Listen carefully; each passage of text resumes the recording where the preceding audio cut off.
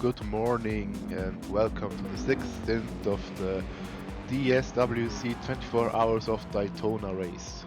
I'm Confused 3 and I have to drive the next stint, but for this one I can commentate again. The grid has been posted. Charles now needs to set up the grid. It should be Swan Speck in first, then WSR Tick in second, MRNP Road Tick in third, then WSR Iron Speed in fourth, RXPG in fifth, then Luki Zomps in sixth, and it's Duracell here in seventh. Then for the GT class, we should have RTO Alexander in P8 or P1 in class, then Squishy Dealer, RX Javi, Hammers UK, Wolf LP JBG, Ben MK, and WSR Maxi. The grid is set correctly. Thank you, Charles. And yeah, because I couldn't hear the song I wanted to hear before, I will then play it at the start of the race, or start of the stint better said.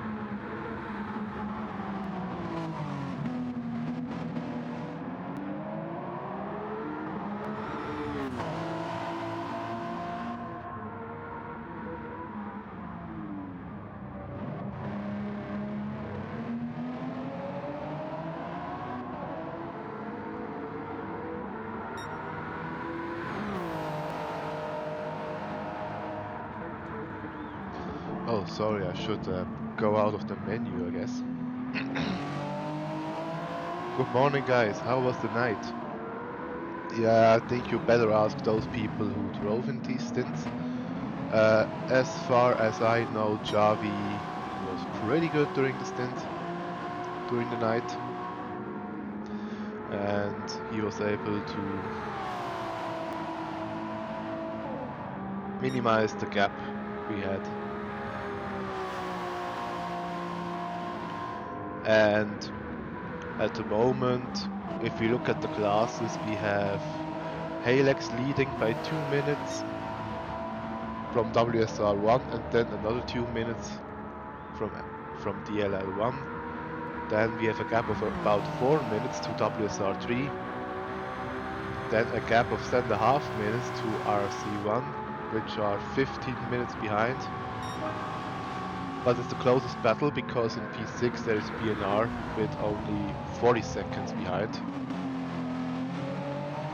And SGT is even more adrift with a gap of 24 minutes, 8 minutes behind BNR.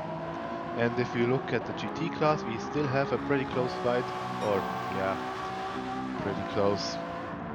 Everything is possible, I would say. RTO is leading by 1.5 minutes in front of WSR4. Then in third position we have RC2 with RX Javi, who is 3 minutes behind the leader. Then we have Guarana Racing in P4, who are 2.5 minutes behind RC, another 2 minutes behind Guarana is a GTEC. Then we have RC3 who have fought back after a disconnect in one of the stints. Okay, so we're going to start soon.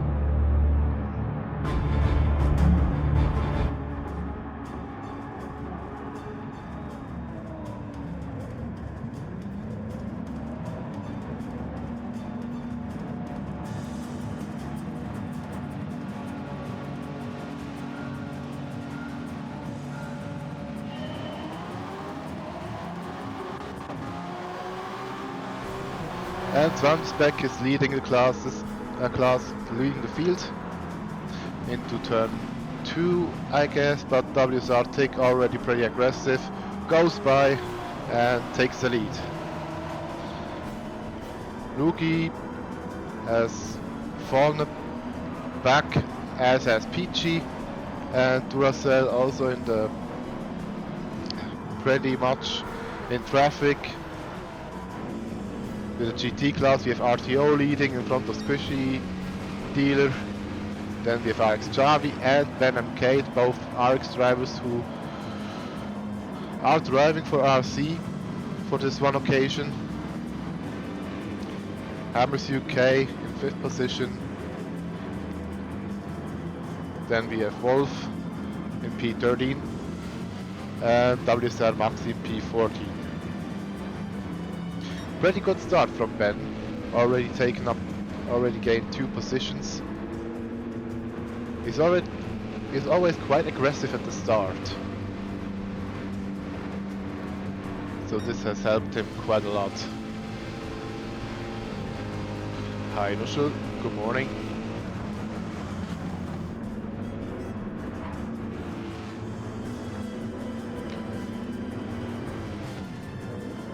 Javi pretty fast through corners, but then we have Ben behind. He also wants to make up positions. Now RX gets a bit of bump drafting. Overtakes Squishy Dealer. Now right behind Alex.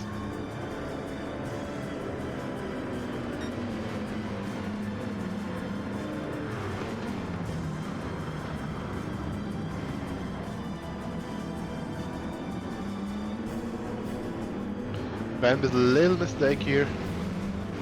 And if you look at the front, Luki from BNR has taken 3rd position. Tick has fallen behind. Then we have Iron Speed, Duracell and Peachy, all very close.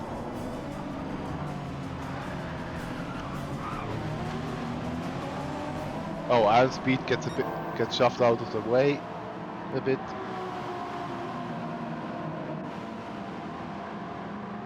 Yeah, Nushel, from what I have heard in Stint 5, the Lexus disconnected.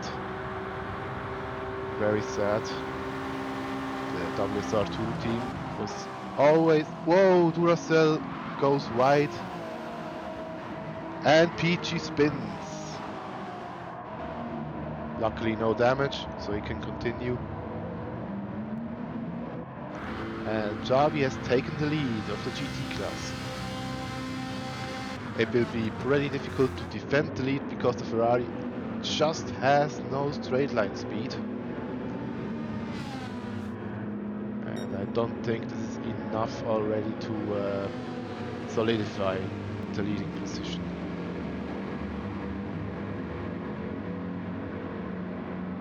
Yeah, so if you like the music, we can also have a little wish list here, like we did in the previous stint.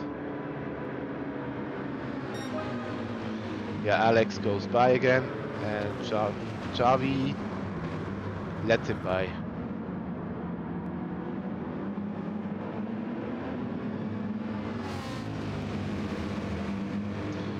Wow, side by side through this corner. And Ben gets sent into the grass and is now in last position. And also Alex did a mistake. Whoa, what happened here?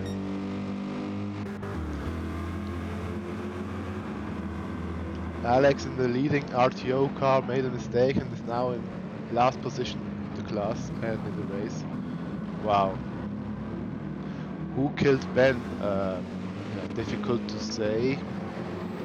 It could... I don't know. I can't remember because the field was just so closed up. I guess it could have been either Squishy or Hammers UK maybe? I don't know. But now Javi with a 1.3 seconds lead. This means if he does no mistake, he should defend the lead into the first corner. And yeah, already a lot of shuffling in the first few minutes.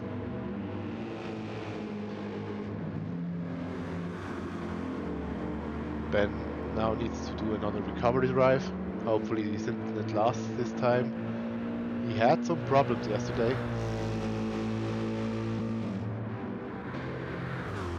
And RTO, yeah, they're the ones that can afford these kind of mistakes because of the lead they have.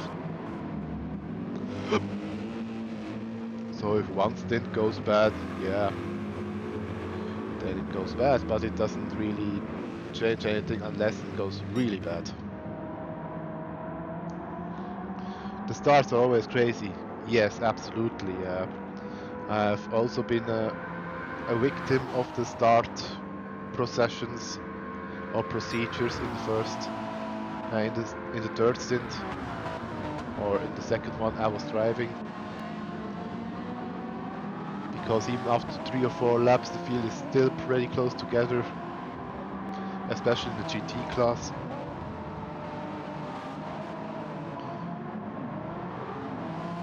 I think we should introduce the reverse grid from next year. LMH starts behind GTs.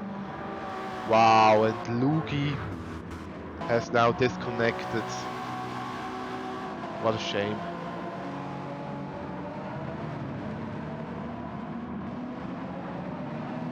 What is it with these lobbies nowadays? This is the 6th lobby of today, and this is the 3rd time that we have someone leaving or someone disconnecting in the first few minutes. What is this? And usually Charles lobbies are very stable, so I don't understand how this can happen. Yeah, exactly. That's what I was asking myself as well. Why does it always happen in the first 5 to 15 minutes?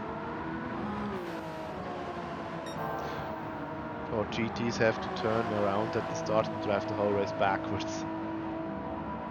Yeah, this could also be. I have seen an article once where they suggested that half of the F1 field drives in reverse. In the reverse direction. I found this to be a good idea.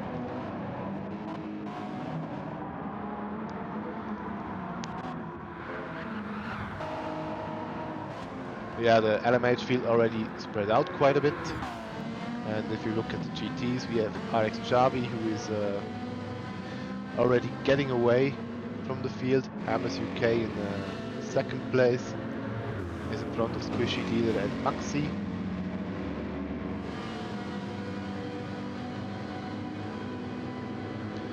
The WEC team has been chosen for the stint, it seems. Does that mean the other 13 are safe? If they are part of the organization 13, they could be safe. But let's look through the field. Who has an X in his name? Okay, Alex. Alex is his name. He's definitely part of the organization 13. And PG and Javi should also be safe because they have an X in their names.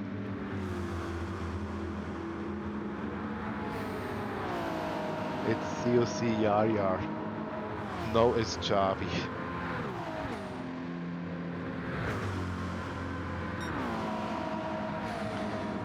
I had a good wake-up call at 6 AM, coming around West Horseshoe at the small straight some GTT took a coffee there at the middle of the track.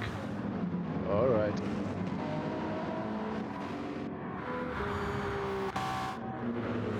Yeah, the field already quite spread out in the LMH class. Let's look at the GT class. We have Hammers, Squishy and Maxi pretty close together. Ben is also looking to shorten the gap, as is Alex, and Wolf did a mistake in the lap before, so he fell back to 13th position, last in class. They are also in contention to get over. They are also in contention for 5th place. So that's that at least.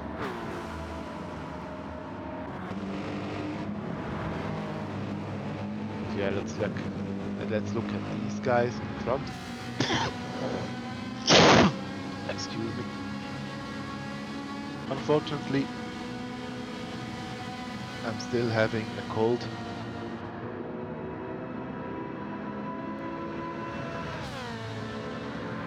So you need to live with some cocky moments from me. Road Tech now in the complete wrong time at the wrong point, because the GT cars won't make space so easily, especially if they are in fight for positions.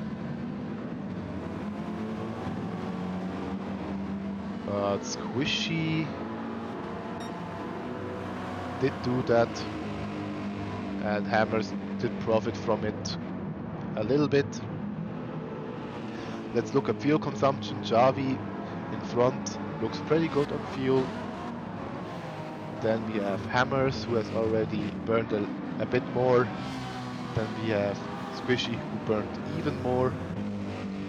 Maxi also quite thirsty, I think on the same level as Hammers. Ben is also on the same level, is slowly catching up the group.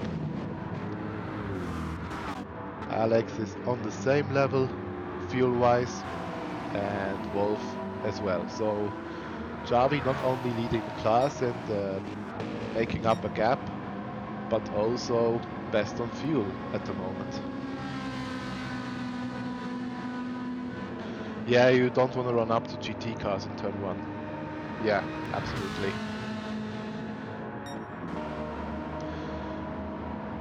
PG, after a spin in the early phase of the stint, seems to be catching up to Iron Speed, or at least he can keep the gap quite at the same level. Seems to be a lot quicker on the straights, maybe running with less downforce, but loses everything in the corner,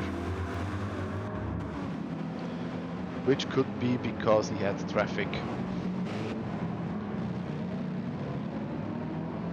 Yeah, the LMH car requires a very specific driving style. You basically have to, the hard comfy school of fuel saving. Yeah. Yeah, the LMH car is a quite different animal to drive, because you don't have, for at least for this circuit, to drive fast, you have to adapt your driving style. You have to drive in V lines, basically, because the U lines don't really work. It's pretty slow to drive these lines. The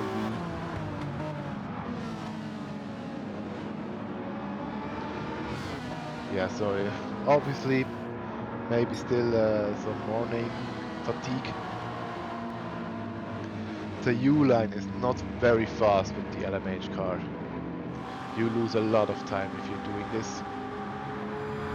And at least on this circuit, I found the V-lines, so brake late, make the apex and accelerate fast and straight out of corners. is much faster.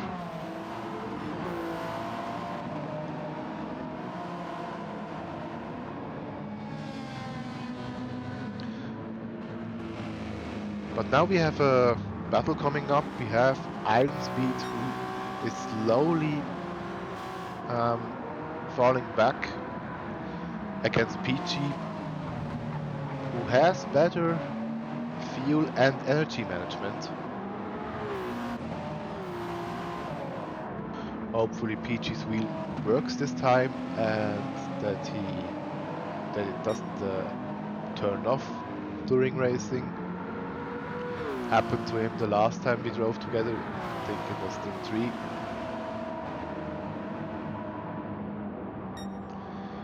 That was not that cool. Okay, maybe look for a different song. What could we play? What do I like?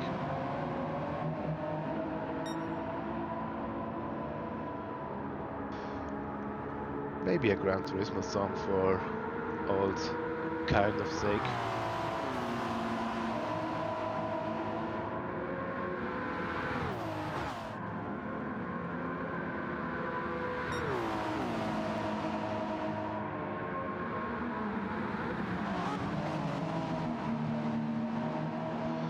Yeah, I think let's play this in the background, the European soundtrack of Gran Turismo.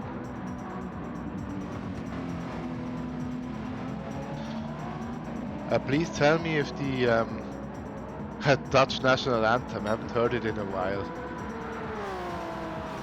No, I think we heard it quite often. Please tell me if the music is too loud or too quiet, then I can adapt the volume.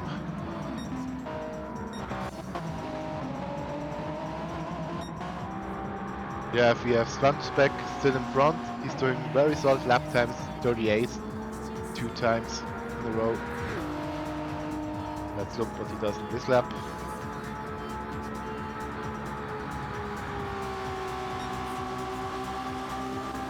A 130.6, even faster. Road Tech can follow suit with the pace, as can Tick. Duracell fell a bit behind, 10 seconds behind Tick. Pace isn't as good. Iron Speed against Peachy.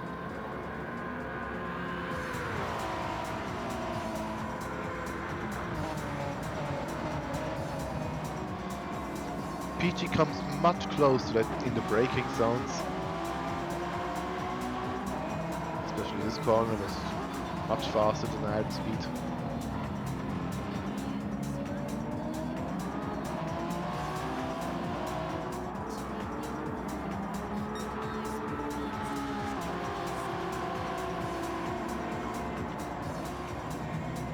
Wow, very close now.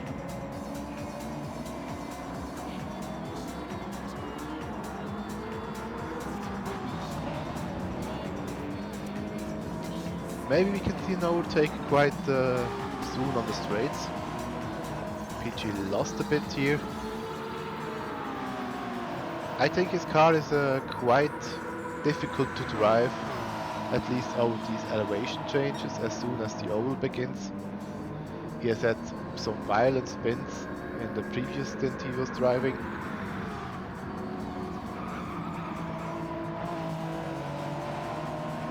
Lost quite a bit in the double chicane, so this probably won't be an overtake, at least for this time, and he also gets a penalty, half a second.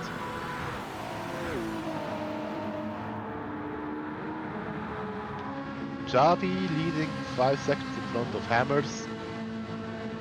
He's doing a very good job, also fuel looks fantastic. He can go for 24 or 25 laps like this.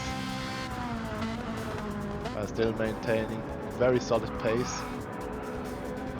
I wish I could have done this in my stints.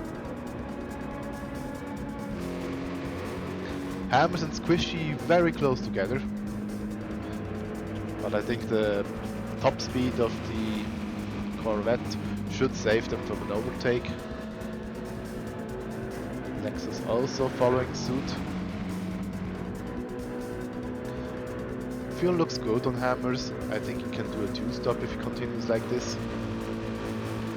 For Squishy, yeah, I could probably also do a 2-stop, but it will get more difficult, and now there was a touch. And although Squishy tried, he couldn't overtake. But now gets on the inside. Hammers leaves space, Squishy leaves space. This is good racing. And once again, Hammers can defend the position.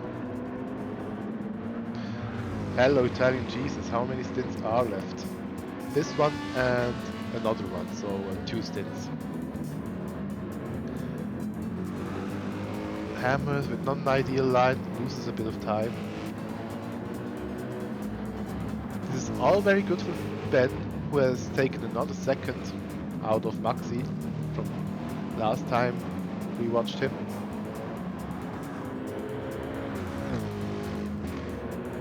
Now the WSR drivers on the high part of the oval.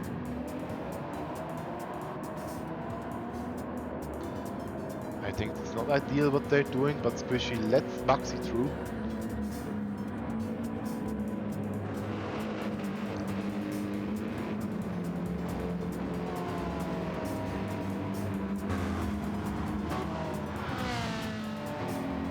And Ben gets a 1-second penalty. Naughty boy.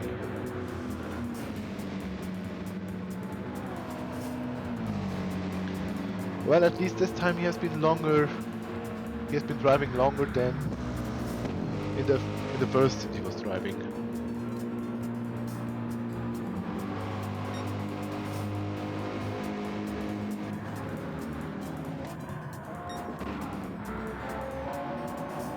Okay, let's look at Iron Sweden Peachy again. Why is a 24-hour race only 14 hours long? It's 21 hours long, not 14. I don't know how you come to 14. We are driving 3-hour stints, not 2 hours. So it is 21.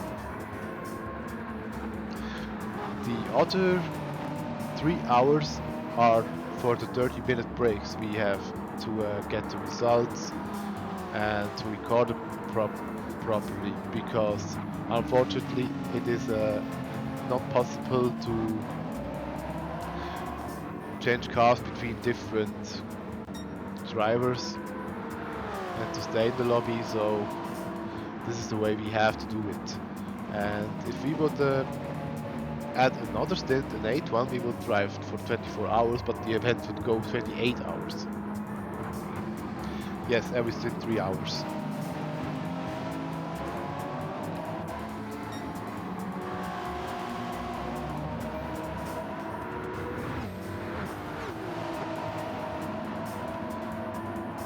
Peachy now very close, 3/10 behind Iron Speed. Should have the better top speed, but I guess he's saving a bit of fuel. And to the chicane he's always had a bit of problems. Like he did this time, lost quite a bit here and gets a half-second penalty. Are you gonna drive stint 7? Yes, that's planned that I do stint 7. Hopefully I can be on Javi's pace. Javi now 6.5 seconds in front of Hammers. And Squishy and Maxi lost quite some valuable time here. I don't know what happened, but Hammers was able to get away. Just 2 quite a bit slower laps here.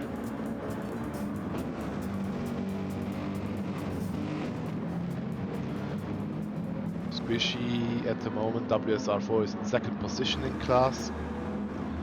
About 1.5 seconds behind the RTO, who had a mistake or maybe a collision, I don't know.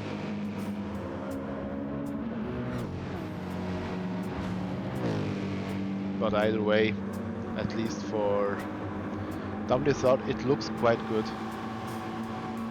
personal best, or at least better than his first time, better than his previous fastest time. Alright, enjoy it. I'm gonna continue playing GTA 4. Have fun.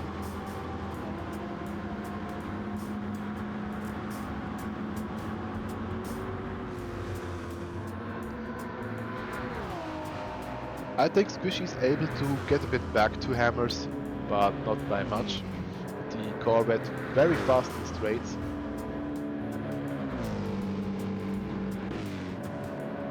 But it was a personal best lap, 144.8, and this was without slipstreaming.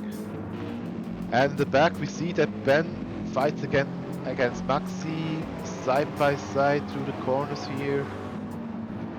And we have a hypercar approaching. He has to lift off, and Ben is able to get the position. Iron Speed and PG both getting by, luckily without an incident here. Ben with a 144.6, very good lap time for him. Let's look at these two friends again. PG now with a good exit, very close to Iron Speed. If he gets the slipstreaming right, he should be able to at least show himself. But the GT car doesn't really help here. PG shows himself, but doesn't attack. Better exit out of the Le Mans chicanes. Yeah, he's able to get a bit closer to Iron Speed, but not by much. The top speed advantage kicks in quite late on the straights. Now RX Javi in front, this could be a decider here. Iron Speed now has to be patient as well as PG, but this went well. Whoa! Collision. PG was touching Iron Speed, but letting him through again. Fair play. He did not get damage. But yeah, at the moment it looks like that PG can go longer and can also keep up the hybrid energy longer, because Iron Speed really has not good management here. Coffee and racing, just a perfect Sunday morning combination. Yeah, and with the jazz music, or yeah, with the GT2 menu music in the background, also quite enjoyable and relaxing.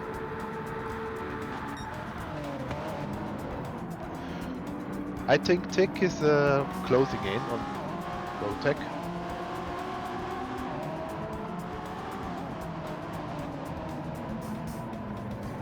I like the design of the DLL hypercar with the stars on the rear axle.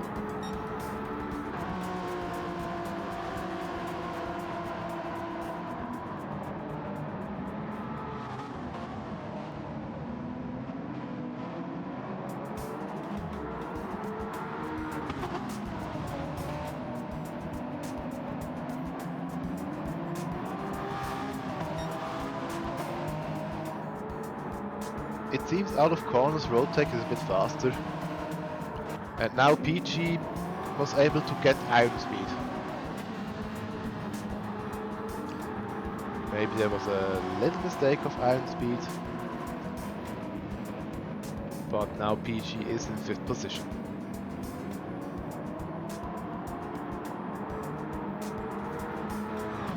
Next guy to catch it's Duracell. And Duracell, at least he's very good on fuel. Tires don't look that well.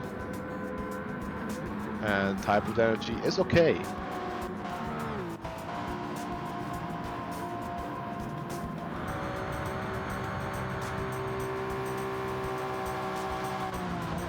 Come on Pekka, I want to see the 29. I'm done I have a blitz saying, I'm done for today with driving, and it looks pretty good for the LMH championship.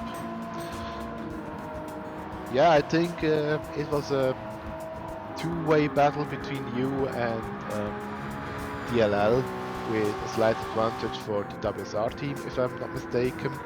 And at the moment, it seems WSR is in front of DLL.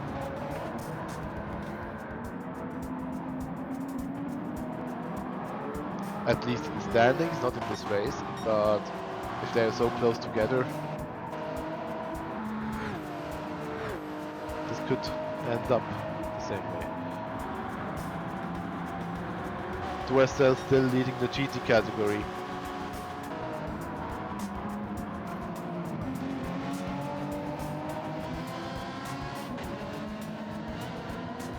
DLL needs a win, and we need to be fourth to turn it around. Okay, yeah, at the moment then it looks good for you guys. Same for us in the GT class. The WSR car needs to win while we need to finish in 7th. And at the moment the GT cars, at least our GT car, also thanks to the unfortunate disconnect of WSR2, has more or less given us the championship.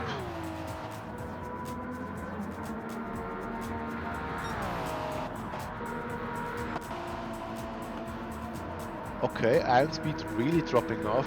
Seems to have made quite a mistake, at least in the lap before.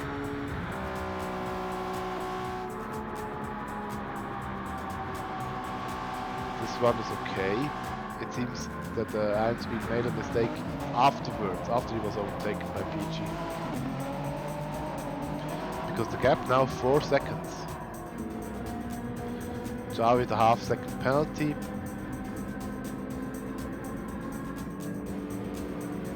Then we have Hammers in P5, P2 in class, and P8 overall.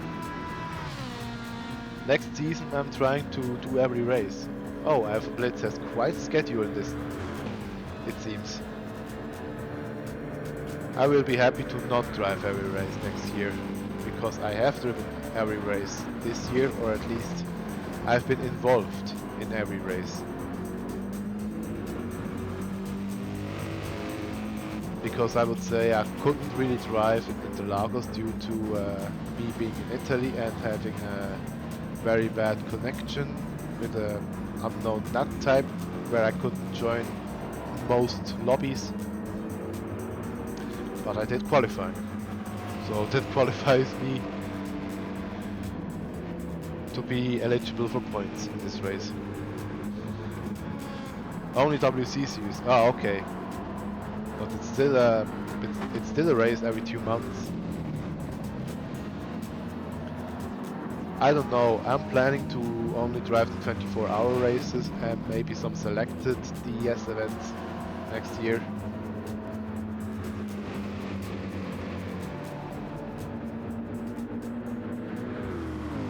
Anyway, Hammers and Squishy both need to pit quite soon. I think Squishy needs to go in lap 20 or 21.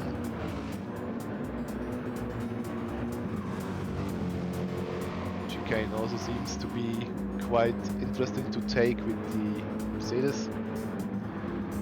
The Corvette seems to be a bit more stable, at least the Corvette of Hammers. Javi without any problems can do a 45-0.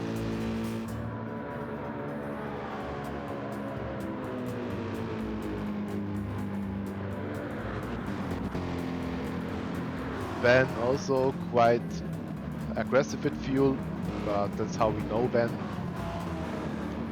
Maxi also quite aggressive with fuel. I didn't know that the Lexus can use that much fuel, because when I use it, it's pretty good on fuel.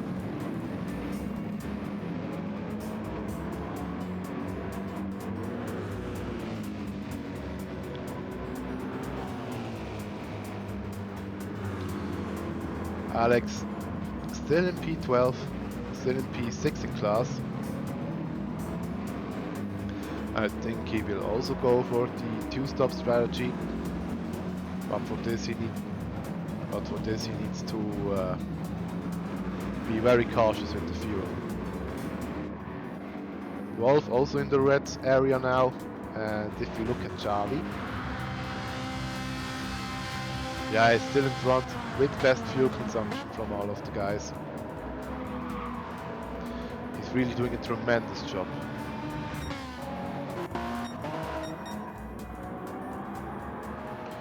Roadtech seems to have made a mistake.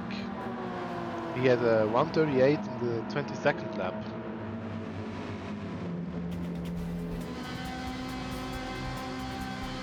This season, I've been saying this season I had only 3 races due to private things. Yeah, no worries, you don't need to apologize for having private matters. Yeah, I don't know when Tick overtook Roadtech, but it seems that Roadtech has made quite a mistake.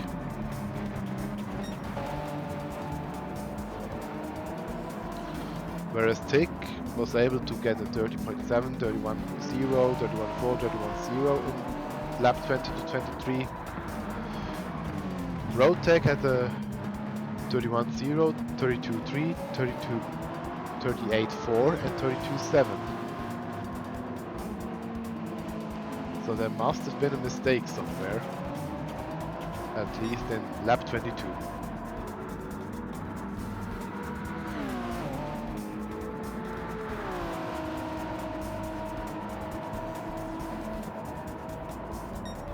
I guess if Masma watches the stream and hears the Gran Turismo 2 background music, he will be very enjoyed. He will enjoy it. Because Gran Turismo 2 was my father's favorite PlayStation 1 game, and when I introduced him back to playing, he played this game quite a lot. Okay, Squishy and RTO Alexander both in the pits.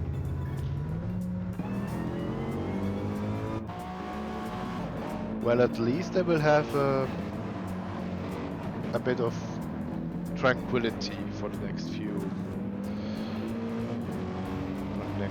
minutes.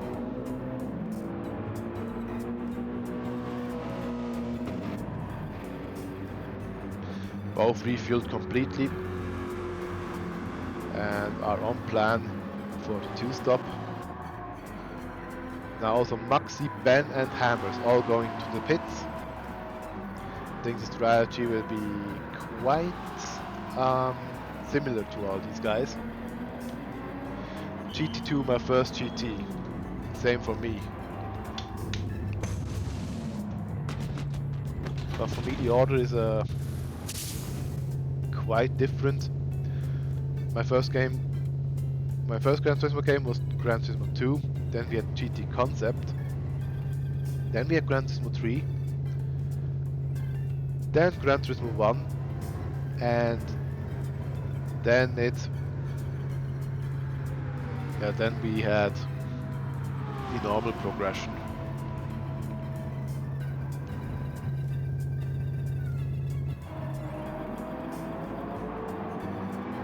This means that Wolf is now in P2 in class for at least one lap, because Hammers and Ben and Maxi still all in the pits. Oh, Duracell with a half-second penalty. Need to sit it out here. Old man memories, yeah, absolutely.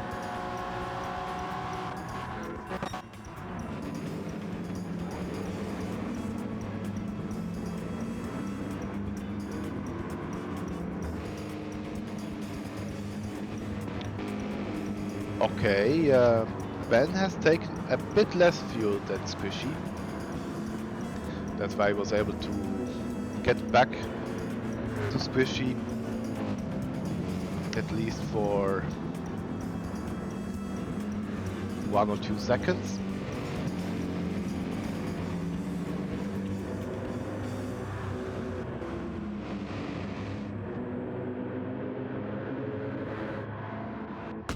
Iron Speed now in the pits, as well as PG.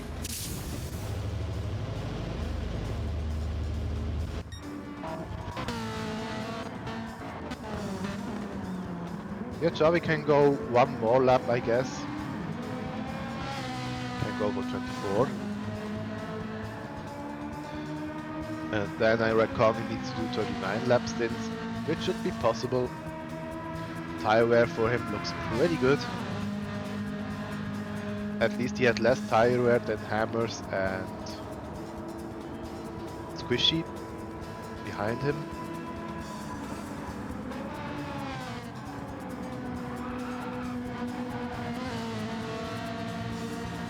Yeah, this could be a penalty. But it seems he did hit the Le Mans chicanes in the right angle, so it doesn't get the penalty.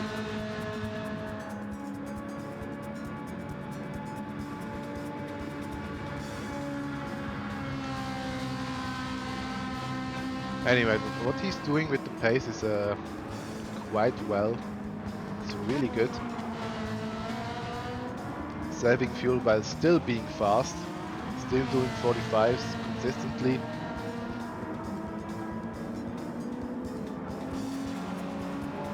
This is what I could do as well, but I was much more unlucky in my first phase of the stints than in the other phases. Yeah, I can't go the same pace as him. Not at the same level. I'm thinking 3/10 or so slower per lap. Yeah, fuel is a bit better for me, but not by much. Can't be just one stop to 3 hours. We know you can do it. Yep, I can do it, probably, but it won't be fast. That's the problem.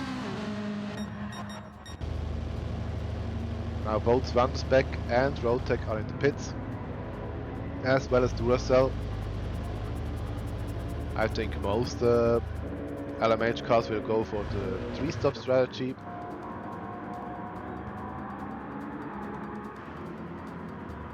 Yeah, pretty much.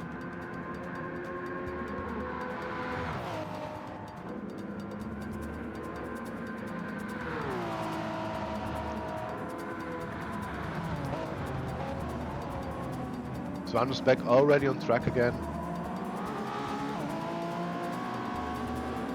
with a gap of about 11.5 seconds to Swanspec. Roadtech refuel quite a lot more.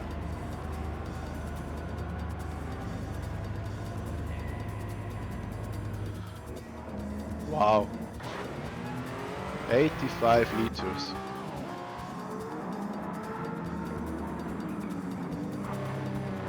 I don't know if he wants to go for a 2-stop strategy, but I'm not thinking this is a good idea, unless you are very good with tire management.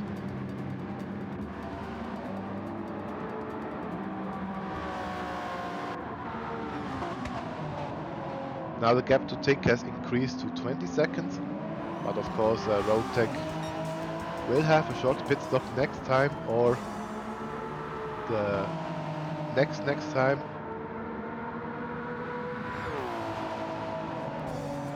We tried it once, but bottled it with damage. Okay. Yeah, I know that the 2-stopper is possible, I just don't think it's the fastest way to drive. Ben, Hammers and Squishy all very close together, wow. And now also a hypercar behind. Oh, they will not be happy to overtake so many guys at once. But yeah, Tick made his way through. Ben now in a P2 class in front of Squishy and Hammers. All of them on very similar strategies, but Javi is just 17 seconds in front.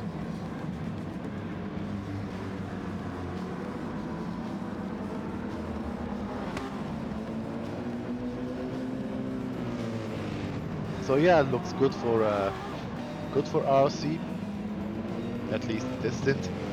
Probably because no RC driver is driving.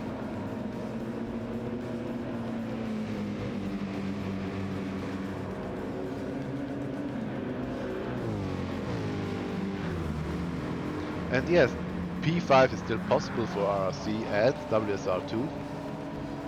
They had a disconnect in one race. For Ben it was, for RC3 it was in the second stint, because Ben had a disconnect. And WSR2 had a disconnect in the fifth stint. So they're now both at the end of the field. But again, they can still get P5 because the GTC car isn't the fastest, at least from the drivers. There is a differing level of drivers.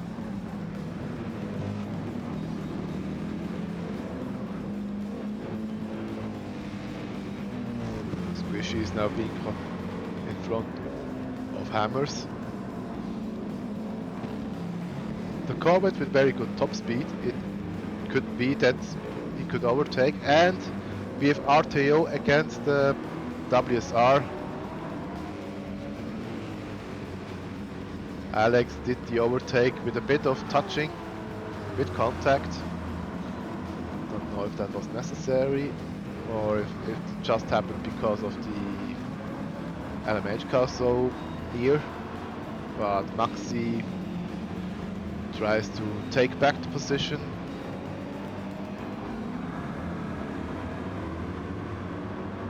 Very different lines to the corners, very interesting.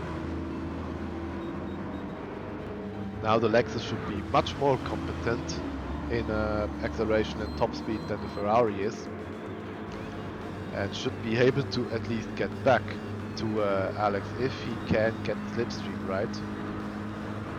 But it seems that the WSR car, the Lexus, may be driving with a bit more downforce.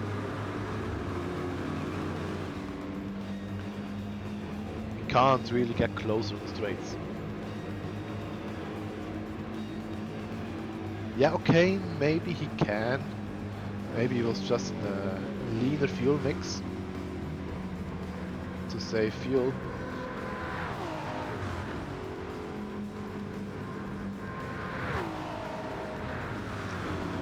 Although the WSR car now hits the limiter, so not ideal. I thought they wanted to make the gearbox a bit longer because of it being so close to the maximum.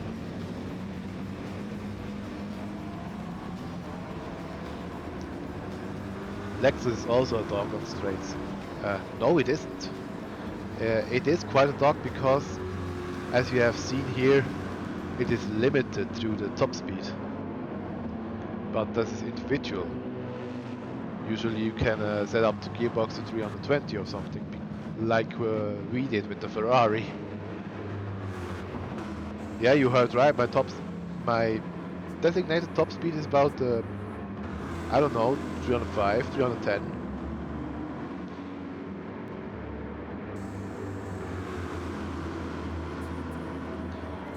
No, absolutely not. I'm disagreeing. The Lexus quite good in acceleration. This has always been a talking point in the BOP work, because the Lexus is really good out of corner acceleration, or at least when it gets traction again, it's very good in accelerating.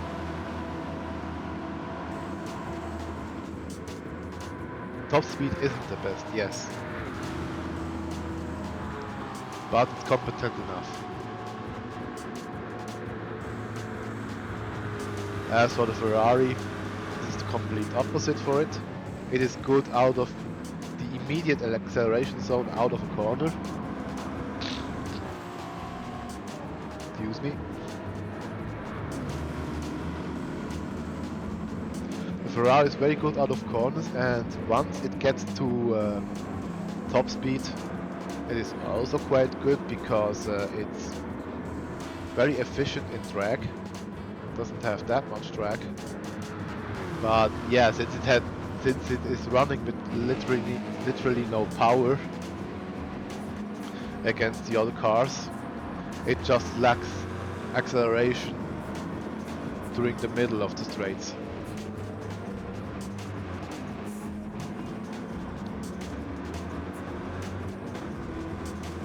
Yeah, second individuals is talking about having different gearboxes for head and tailwind. This is a good idea, but as the Never Ending Game rightfully asks, but what if the wind changes mid-race? And this is not out of the question, because we had this in the first stint. We had this the first stint that the wind did change from one direction to the other. In the first part of the race we were pretty slow on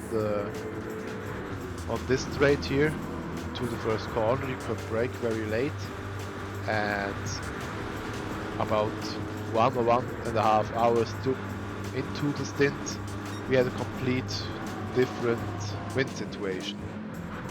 Then we had tailwind for the first corners. Then we have a problem, but our gears are made that you always have enough revs.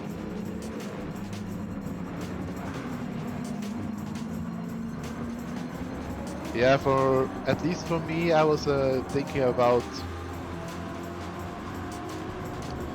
being very conservative. So I put a very long gearbox in it, or at least the 6th gear is quite long. And I also put a lot of space between the gears. I'm not using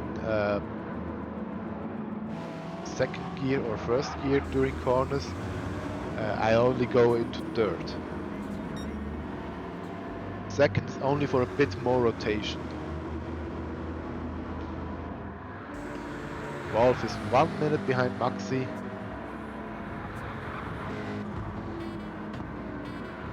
And now we finally have the sun again. Morning conditions are taking over. It just sucks if it switches from head to tailwind. You're topping out too early. Yes, definitely. Okay, let's look at the LMH class again. We have been quite a while in the GT class. Let's give the LMH class some love as well. We have Svanderspec in P1, 15 seconds in front of Tick. He is now beginning his 35th lap and goes by Alex Sander without problem. Then we have WSR Tick. He is 22 seconds in front of Rotec. Sun is shining, the weather is sweet. Make you want to move your dancing feet to the rescue. Here I am. Want you to know, y'all, where I stand, sun is shining. Same here. Sun has also come out in Switzerland. And this means that I can now switch off the lights.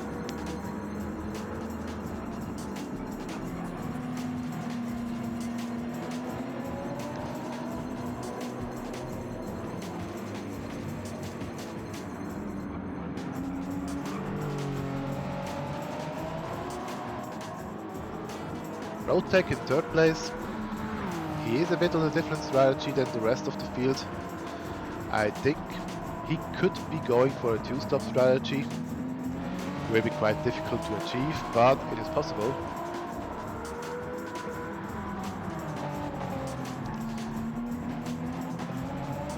Especially especially the WSR teams with Dennis and Milano have shown that this works. But only if you can let the rear right tire to survive that long. In fourth position we have it's Duracell here.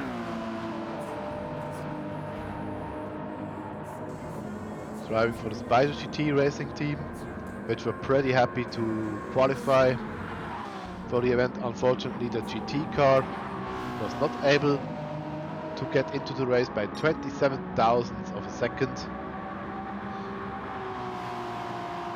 Sputer GT. Yeah, no.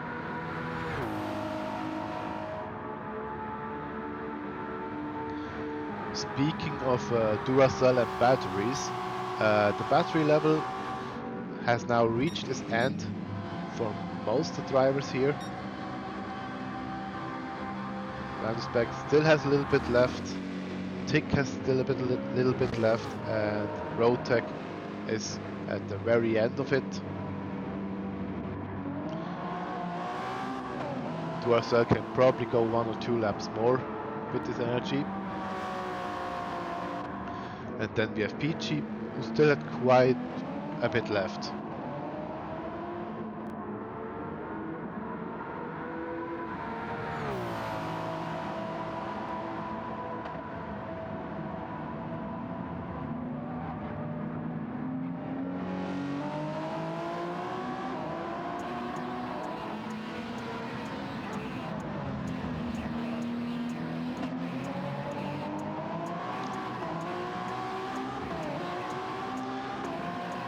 Yeah, YouTube asked me if this song is okay because it has curse words in it, or it could have curse words in it. But as I know GT2, it doesn't have these words in it. Only in the title of the video.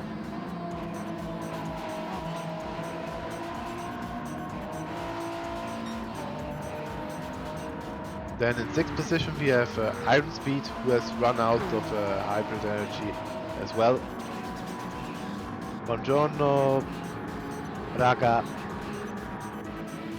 Did you want to say ragazzi?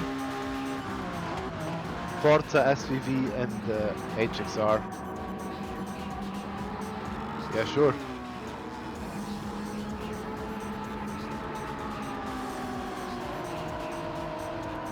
Okay, let's look at the GT class again. We have Xavi in front, 15 seconds in front of Ben.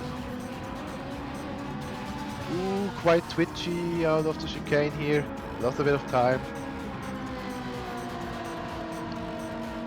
Ben is going a bit better pace. Making up what he could have done in his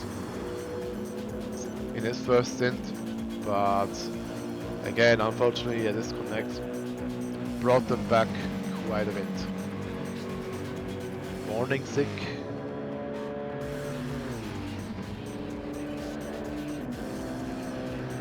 Ben now with quite a good lap, 144.8. Has claimed back about 1.5 seconds of Xavi, who is now really trying to push. Squishy in P9. Fuel-wise, on the same level as Ben. Ben has underfueled a little bit, but it doesn't seem to matter to him. Hammers is 1 second behind Squishy.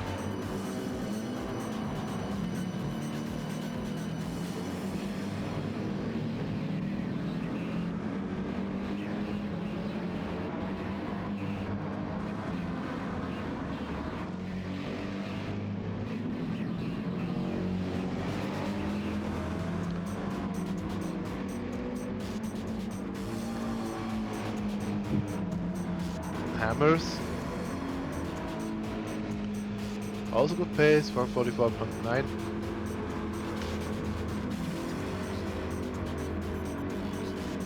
And the lap times are just so dependent on the slipstream. You can go 1 second quicker or something like that if you are in the slipstream, or if you get a, let's say, bump drafting from other drivers, like if you had a bump draft from an LMH car, this could also work.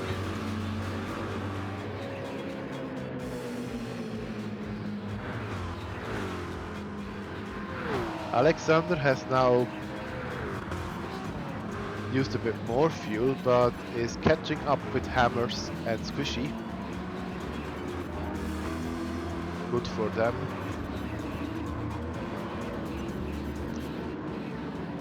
Maxi also keeping up as much as he can.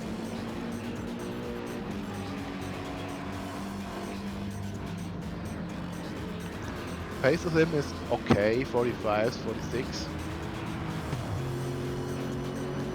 But it's about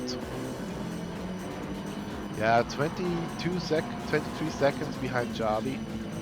It's really not that much.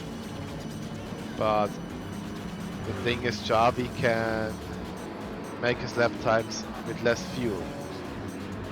And of course, with the heavy car, it's a bit more difficult to get these lap times in, especially if the sun now is shining and the track temperature gets hotter. Because I think the night stints have been pretty good for us.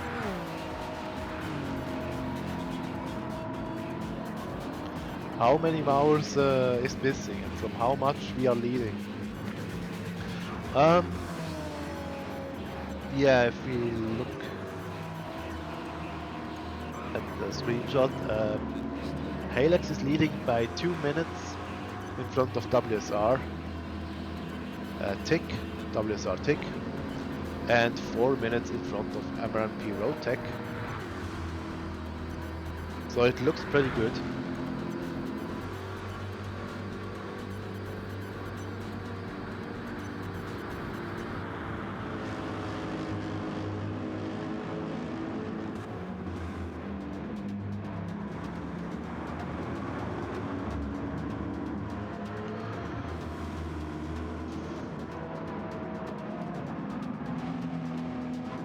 I hope this has answered your questions, and in this stint, Fernando Spec is now leading 17 seconds in front of Tick.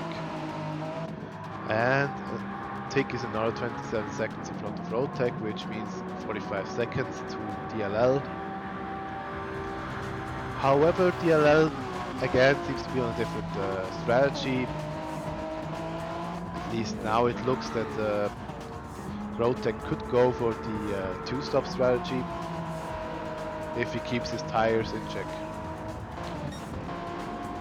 Because Van Spec and Tick both have less fuel than Road Tech. The gap between Duracell and PG stays more or less the same. But now also Duracell has reached the end of battery power, whereas PG still has something left. Yeah, lap times of Duracell are dropping a bit, 133s. Could also be because of traffic, like here.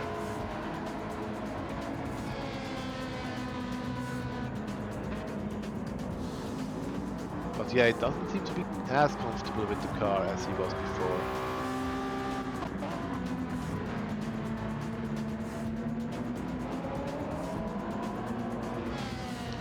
The first gear of Peach is very long, wow.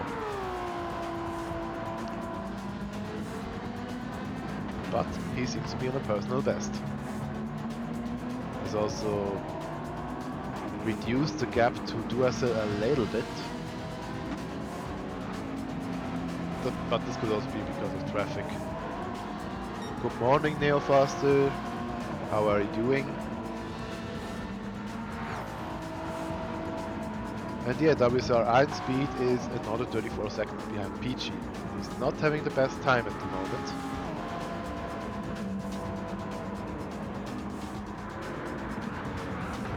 It seems the gap has stabilized of Javi. And the McLaren was completely in the way and has cost Xavi a lot of time. Now it would be great if Wolf gets out of the way, because blue flags, and in class you need to follow the blue flags.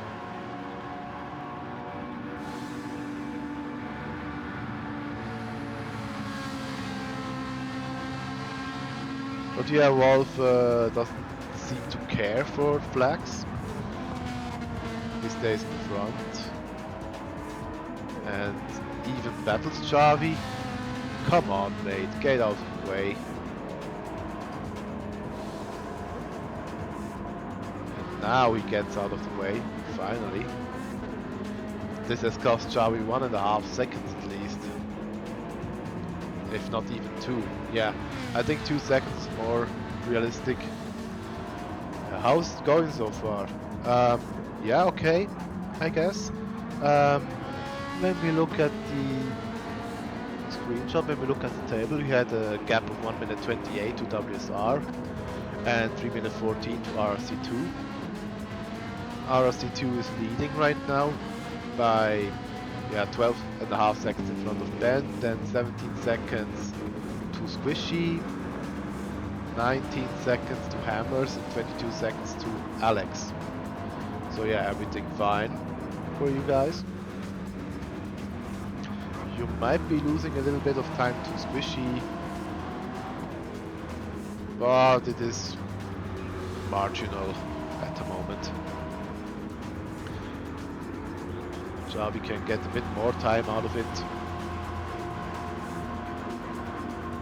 but yeah, will be difficult. And Maxi 5 seconds behind Alex. He has recovered a bit for the from the pace. 45s the last 3 laps, and it looks like this lap is a bit slower.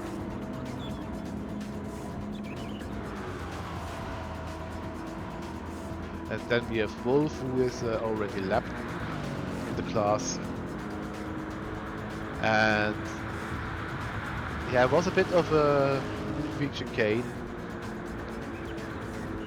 Wasn't very helpful.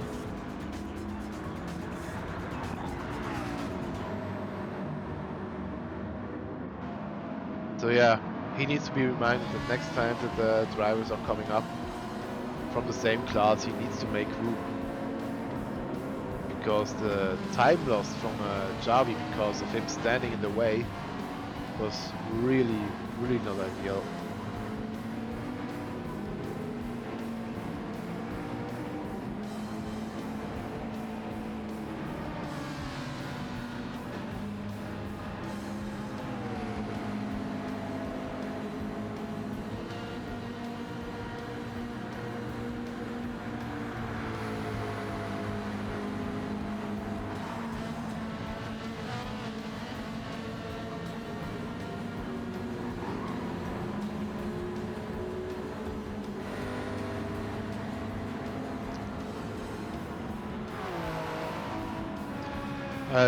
Okay, we have a change in the stints. We have a change for stint 7. We have a different host. Now listen carefully. For the next stint, you have to join Svanderspec. Svanderspec will now host the 7th stint.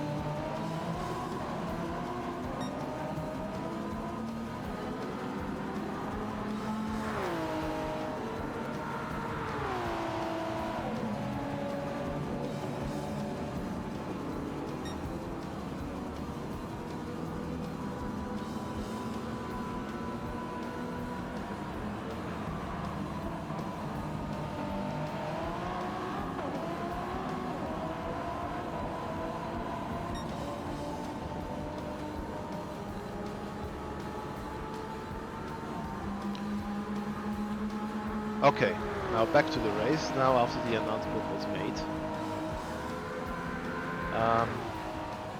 19 hours in the race, about 2:15 in the lead. That wasn't getting out of the way, that was getting overtaken. Yeah, that's correct. Mega, that's correct. Never ending game.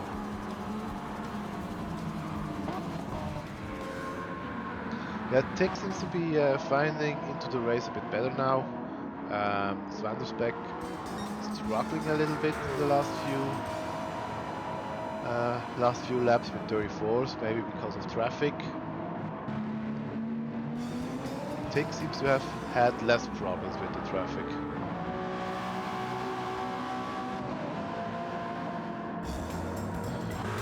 Roadtech on the other hand is losing time.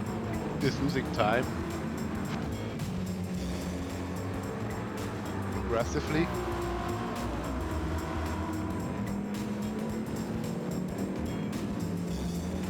Not by making mistakes, but just by being a little bit slower than the rest in front of them. PG has overtaken Duracell. It seems Duracell has made a mistake in lap 42. That's why PG is now in P4. PG with better tire wear than Duracell, but with less fuel. 131.4 for PG, quite a good lap time.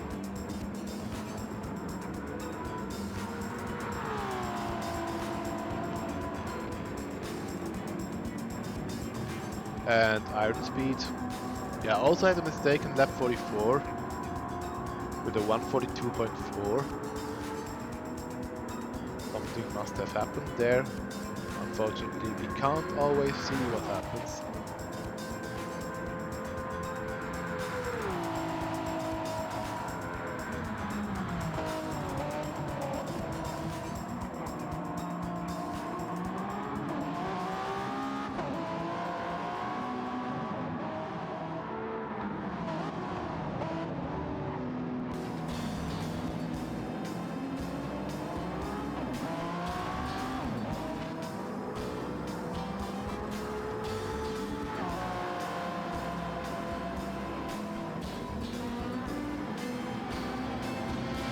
Javi was able to get 1 second back from Ben.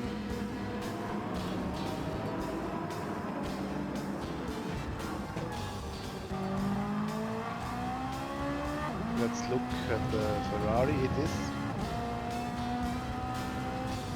It is my livery. It is a throwback to the 1998 Ferrari 333 SP who won the 24-hour race in Daytona. Then we have Ben in P2 of the class, 4 seconds in front of Squishy Dealer. It is running with the known livery from Nuschel, but with some RX elements.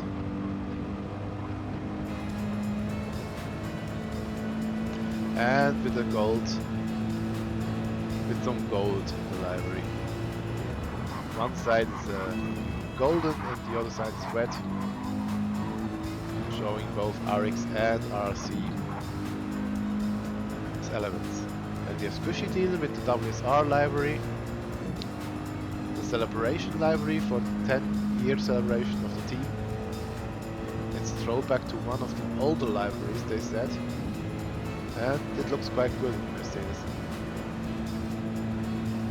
Just a shame that the Mercedes is not a car, but that's personal opinion. Then we have Guarana Racing with hammers.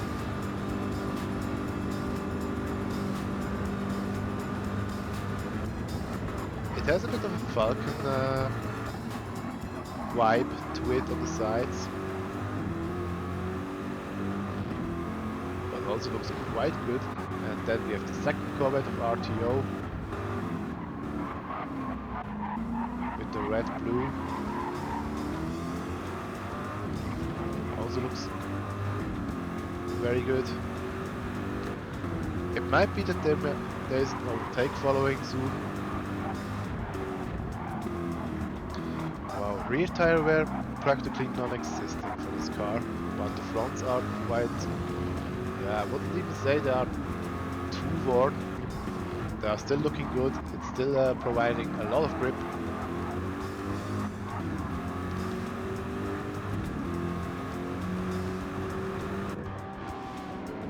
Let's look. Let's look at it. Alex seems to have quite a bit better top speed than Hammers. Wow, he's much faster. Look at that. And that's P10 now.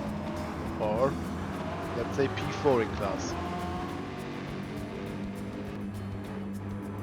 Yeah, I don't know what happened to Hammers now. It seems that the LMH car came into the way of him. He lost quite a bit of time here. But Alex now with a 1/2 second penalty. Won't be dangerous for him. He will still remain in that position. Then we have WSR2 with the Lexus.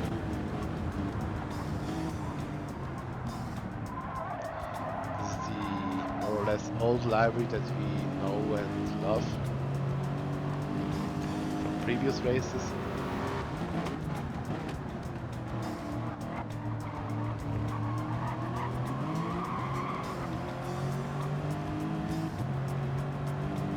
And then we have Wolf in the GTEC McLaren.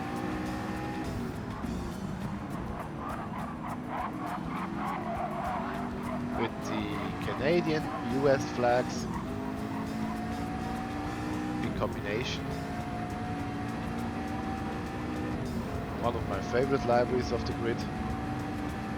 Always has been since the first time that we were driving here.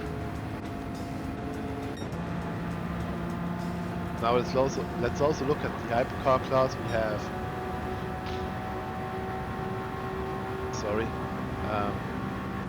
we have Halex SVV in this car. There are other variations of the livery with different color schemes. Instead of green, there might be blue or violet. I like this livery a lot, it's pretty cool. But now Svanspec has had some traffic in front of him, but was able to go through it without problem. Squishy was able to overtake Wolf. I don't think he really looks for letting these people pass. We drive the front and rear wing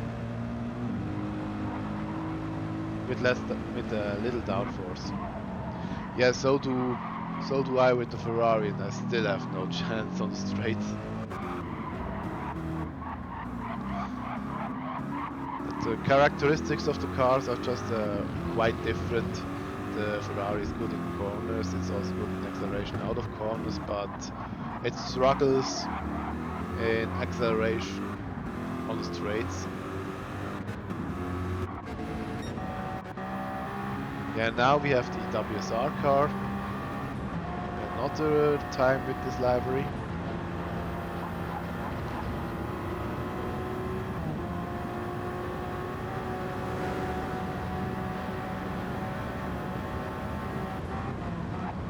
Need to lap both Corvettes. Then we have Road Tech in the DLL hypercar.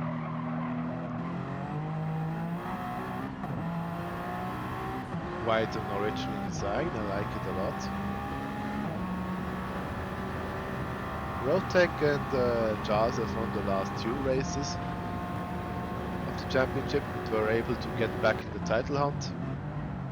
Then we have the RRC RX hypercar. The design is from GTP Muschel. It is based on the, if I'm not mistaken, the Team Go Audi R8 in 2004, I guess.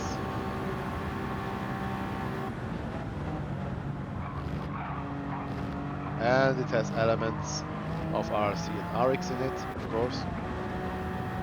Then we have the Spider GT car of its Duracell here.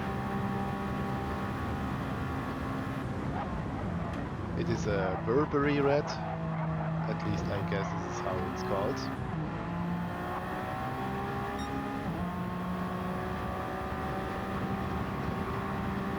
And then we also have Iron Speed, who has more or less the same livery as the other hypercar from WSR. Maybe there are little changes.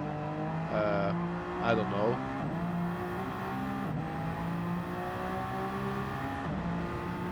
But it looks more or less the same.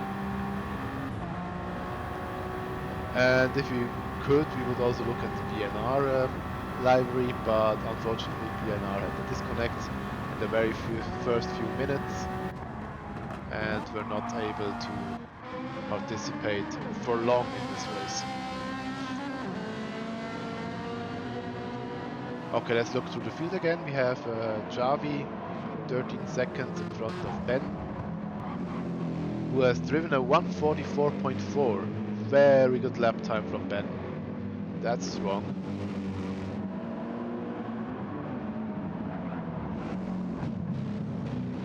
But he has always been he has been quite a lot in the 44s lately. It's just that the pace really differs from lap to lap. Then we have Spushy Dealer, quite a bit behind Ben, 6 seconds. But still doing a very good job. Not losing too much time to Javi. Then we have Alex, who has climbed back to P10 after an early spin. I don't know if the spin was through... Okay, yeah, iFblitz is saying that the liveries are equal except the number of the car. Yeah, it's a little bit of a shame, really, because even when we had two teams, we are looking to have, even if it's the same livery, we are looking to have at least some variation in it, and Wolf is really not making friends here because he's in the way of Alex. Oh, come on, mate. Because he was in the way, Alex now lost the position again to Hammers. Only the number 50 Mercedes is different because it's 10 years WSR Racing Special Livery. What was that? It was Wolf not being cooperative.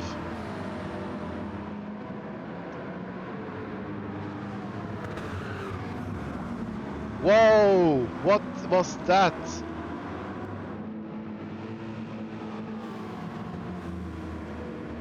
Come on, Wolf. This is not fair what you're doing.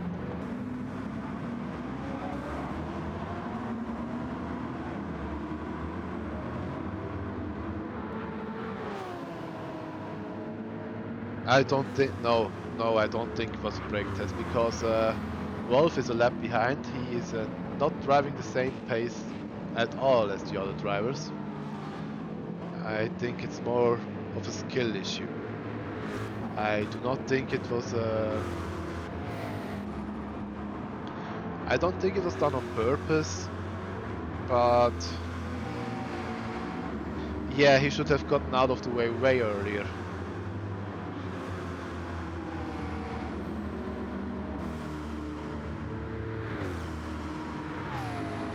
Yeah, I think this behavior will cause some drivers to speak up their mind, because that was not exactly fair of Wolf. And hopefully Maxi gets past him much quicker and without problems.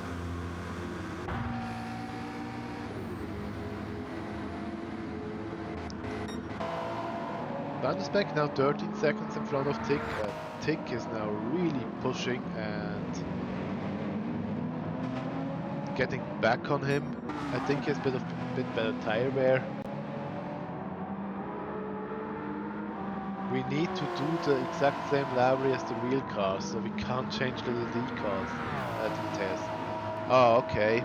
That's of course an explanation. But again, it would be great to have at least little details changed. For example, if the rear view mirrors are yellow instead of blue, or if the side plates of the wing are yellow instead of blue or gray, whatever. Just little details that could be changed. That would be cool.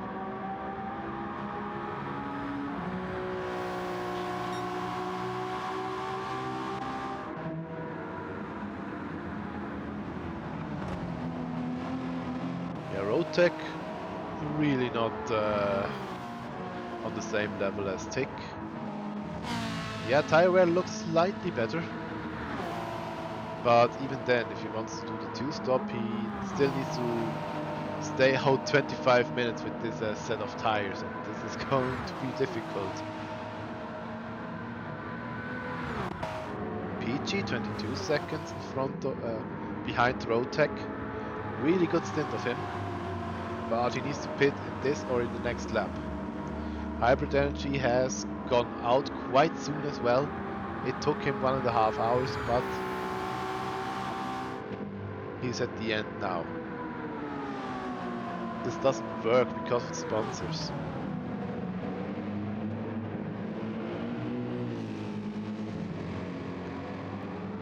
Fair enough, but again, I don't think that a yellow rear mirror would be so much of a task.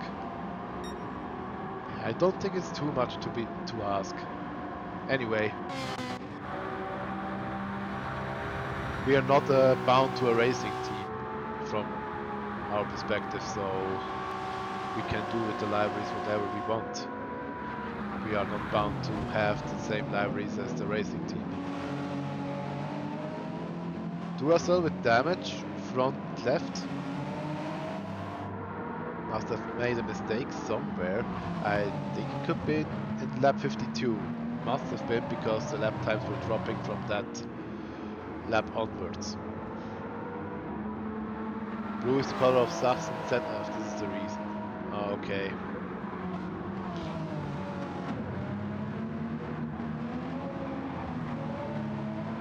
As Van der Speck has now gone into the pits, and I think Duracell will also go into the pits in either this lap or the next one.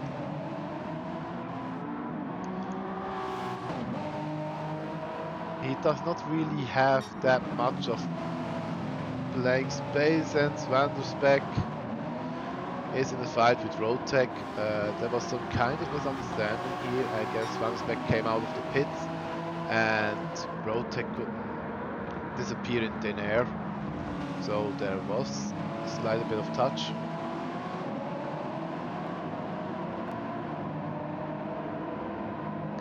Peach is also going into the pits.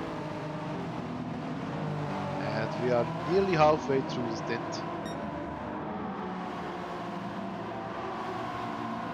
Yeah, I think Swanspec will need 1 or 2. Ouch. Ah. Ow.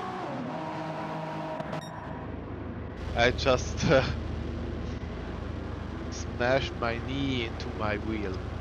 Or at least in the holder from my wheel, because I've bought the Logitech Direct Drive wheel, and for the setup I have, I need to use the how should I say it? I need to use the apparatus to screw the wheel onto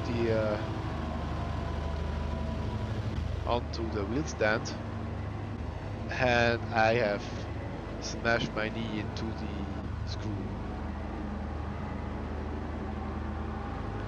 Next year we get a new design, if I understood this right. Oh, okay. But I guess it will still be this WSR color code, but maybe you get a different, how should I say, maybe you get a different pattern. Different yellow pattern or different blue, gray placements. But yeah, I don't think there, maybe it will be a big change, I don't know.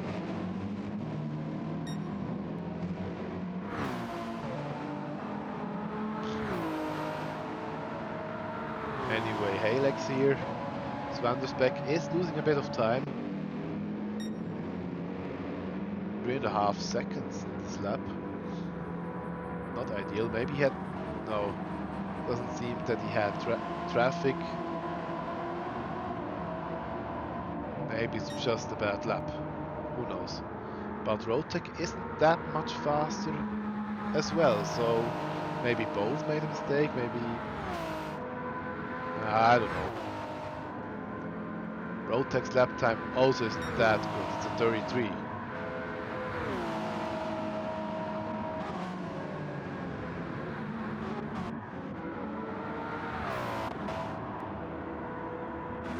Okay, now let's look at the GTs. Xavi was able to get back the gap to 18 seconds. Ben has had a few bad laps. 46, 44, 46, 46, 45. Maybe he got some penalties. Maybe he's No, I don't think he does, but maybe he's feeling the tire wear. Squishy has a bit better wear. Not much, but slightly. Hammer's 10 seconds behind Squishy. Then we have Alex. The fuel of Alex does look a bit on the dangerous side, but I guess if he can stay out for, let's say 9, or let's say 7 or 8 more laps, he could... Sorry. If he stays out for 7 or 8 more laps, he can go for the 2-stop, otherwise he will either need to pit once more, or he needs to fuel save. The colors stay the same, yes. Okay, I will be interested to see if the how the livery changes. I guess it will be a bit of a surprise.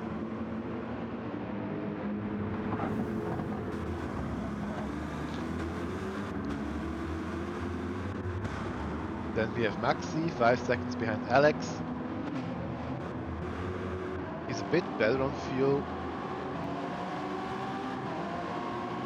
And 1 lap behind we have Wolf, who has not made himself any friends in the stint, to be quite frank. Hope that Alex can manage the fuel. Yeah, I guess so. It should go for 8 more laps in theory, if you use 3 liters of fuel a lap. So it should be on the safe side.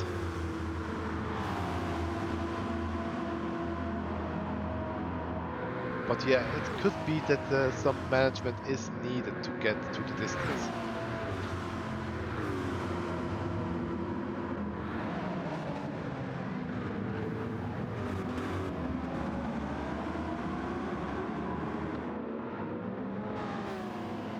He's now getting closer to Hammers again, but Hammers seems to have put way more weight to the rear, because the fronts are looking extremely well considering it's a FR car.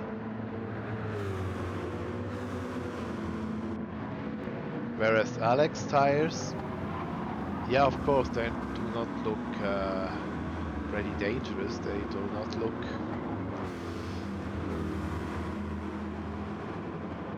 like they are dropping pace, not at all.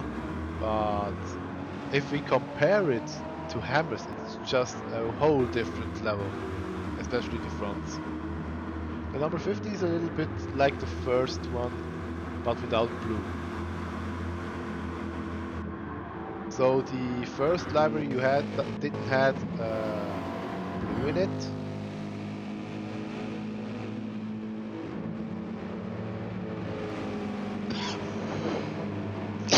Excuse me. So it was the blue was grey earlier.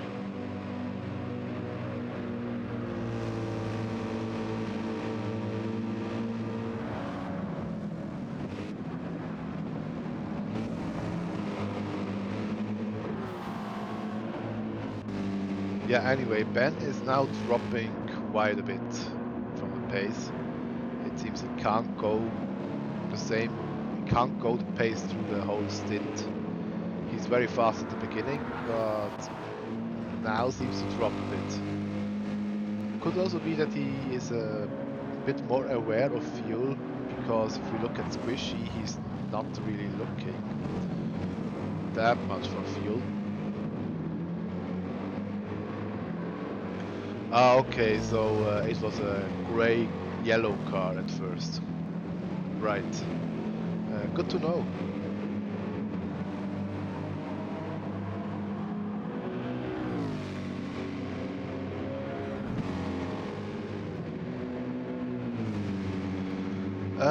I am aware that the music has gone out. Maybe we can get back some music. What should we use?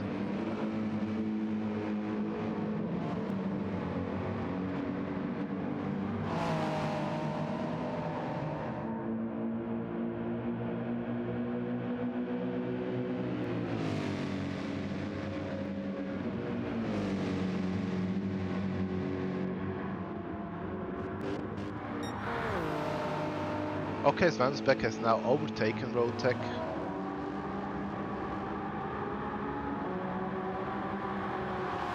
Although the pace still is quite good, but it seems he's managing quite a lot.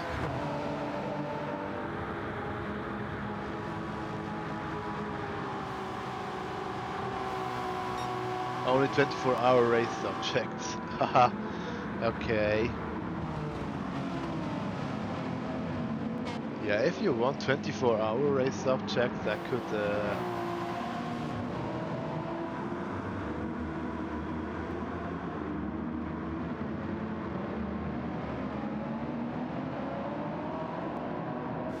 I can give you Le Mans 24 hours playlist.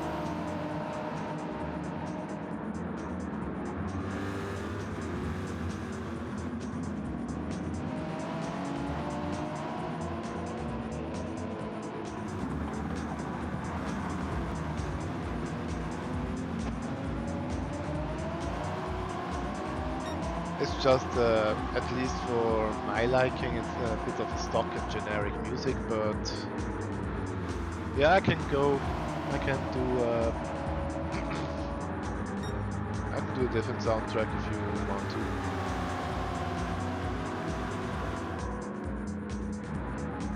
Wonder about the guys with the Ferrari doing so well with this car, very strong. Yeah, I guess the main advantage of the Ferrari has been long run and fuel advantage. It does not really have a pace advantage, I believe, but it is consistent through a whole stint and can use much less fuel, but then again it's just a sitting duck on the straights. So Japanese lo-fi beats please, then we all sleep. Yeah, that's not my type of music. Usually if I would play the playlist of my liking, then everybody would be awake.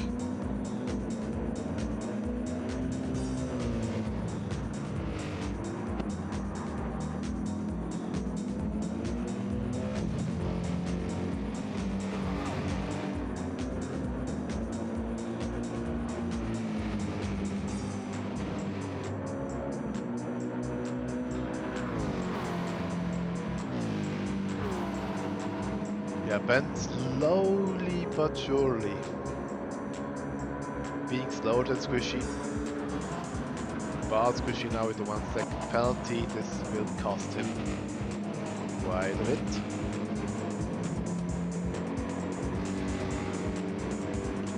Sometimes for some relaxing it's okay. Yeah, good, but this music is also quite relaxing.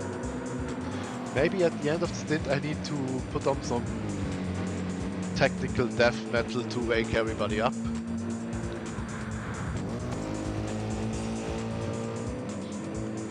Yeah, Squishy lost quite a bit of time. He has about 2 seconds he has lost through this penalty.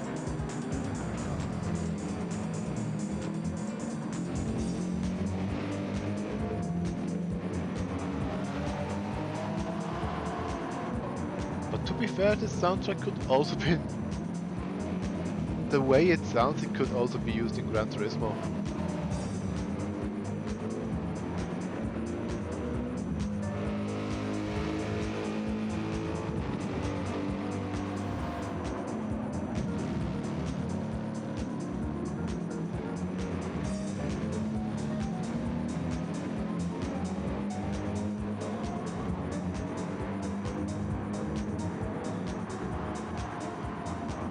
Alex is now quite near behind Hammers. But Hammers still looking for the fuel, so I guess he's extending. Maybe he wants to push for the last stint. But again, fuel looks pretty good on him.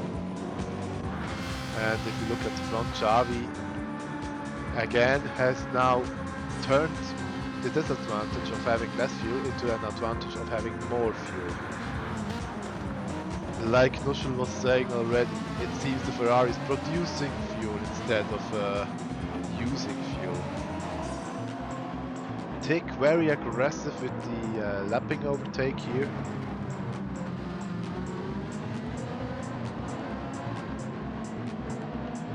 You can see here that Xavi is also pushing the car a little bit sideways.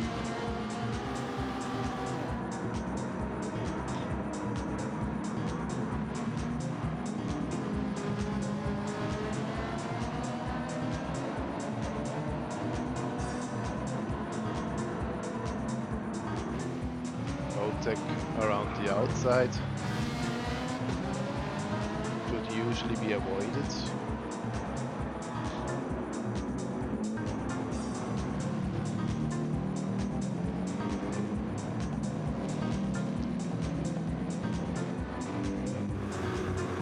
Yeah, RTO is now in front of Hammers. A little bit of touching here.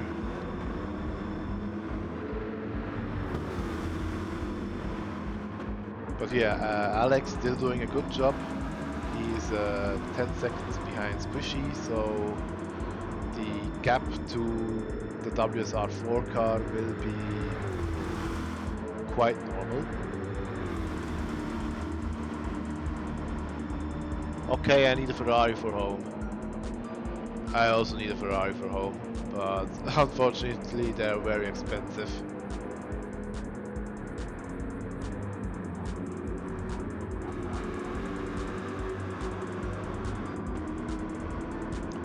Hammers slightly slower out of the Le Mans chicanes. Or how Blitz would be naming them, the bus stop. And to be fair, it has bus stop characteristics.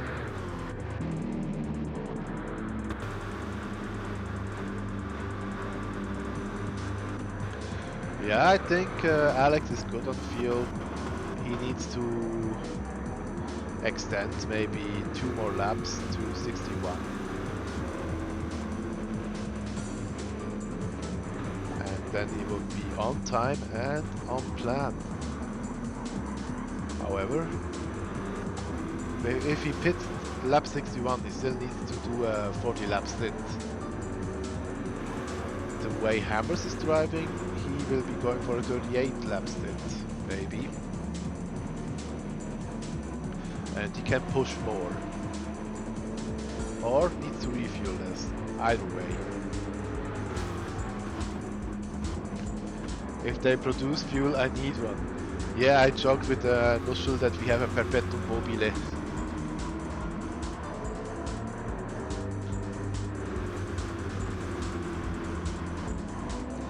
Maxi is doing well. 8 seconds behind Hammers. From fuel, I think it's a bit of on a better level than at least Alex. he will be doing a 2-stop without a problem.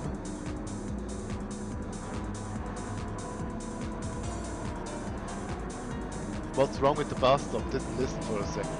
Ah, I said that the double chicane here is nowadays called Le Mans chicane, or Le Mans chicane.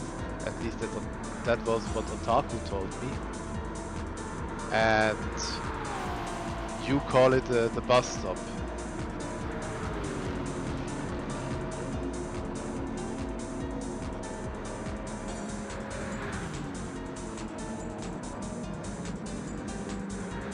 Also, Eiffel Blitz, have you thought about driving GT cars? Or are you better with the LMH than with the GT cars? Would be interested to know. Our little 14-year-old Maxi doing good. Considering he's 14, then yeah, he's absolutely doing well. Consistent and doesn't seem to make many mistakes.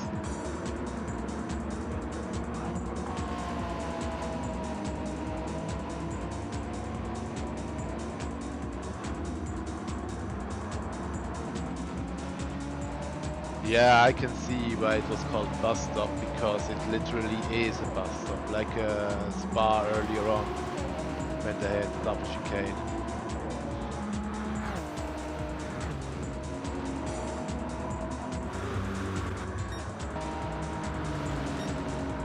If you look at the lead, we have Swanspec now 20 seconds in front of Tick, who himself is 2 seconds in front of Roadtech, but with a twist. Roadtech hasn't pitted yet.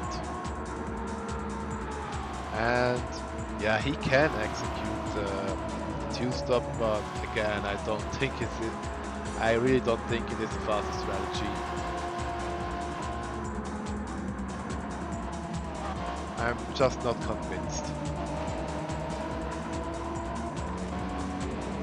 PG 1 minute behind. Has traffic in front of him, losing quite a bit of time here because he didn't want to get into a collision. Has lost a second here.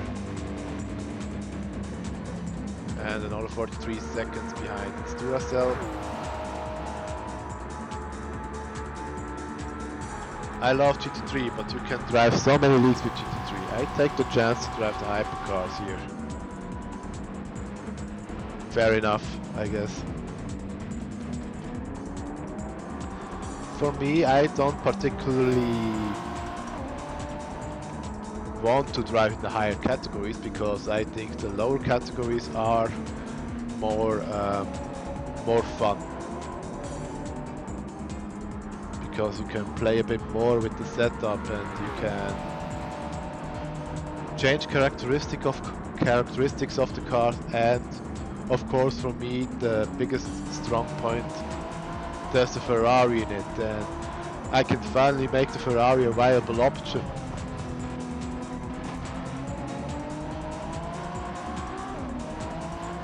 So yeah, I'm really happy to drive the GT category and to drive the Ferrari, because otherwise you can't really use it in GT3 leagues. You can't really use the car because the BOP for it is so freaking bad. Yeah, Ben and Squishy now both in the pits. There was a 3.5 second gap between them, and they're on course, as well as Alexander is also on course. He did his 61st lap and now needs to go 40 more laps at least, if not 41. I do all of them in different leagues. Okay. This means we have now Maxi still staying out, we have Hammer still staying out, and Javi still staying out. Javi can probably do one more lap if he wants to. Tire wear looks pretty good, relatively comparable to mine. Maybe I have a bit more front wear because I am driving with more front wear to keep the rears alive. but I'm also driving with less downforce than he does. So tire wear might be a bit higher.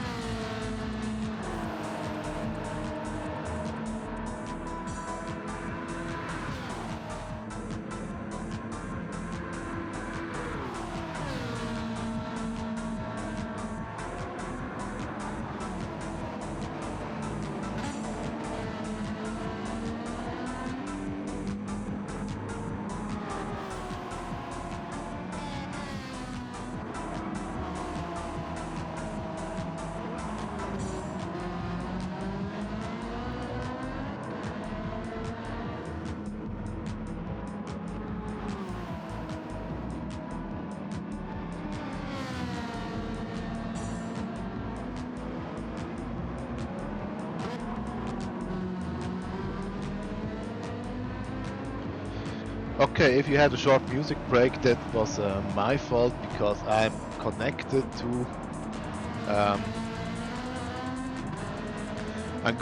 a wireless headphone, and yeah, I'm connected to a wireless headset and probably went out of reach because I needed to pee. I also muted myself so that nobody hears that.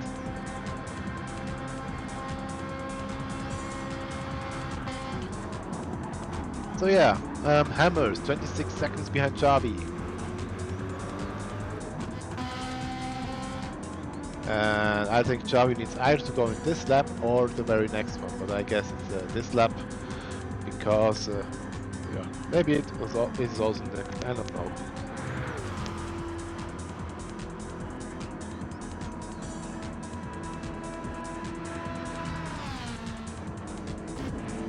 Yep, Arik, Javi now in the pits. Will be refueling and changing tires. Hammers, don't know if he continues.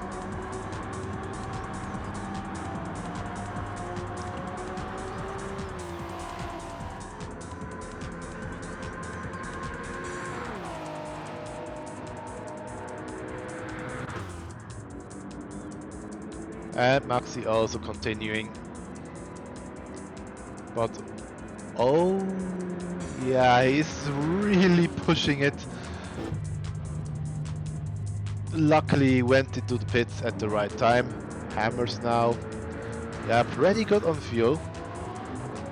Doing a massive job here with the saving.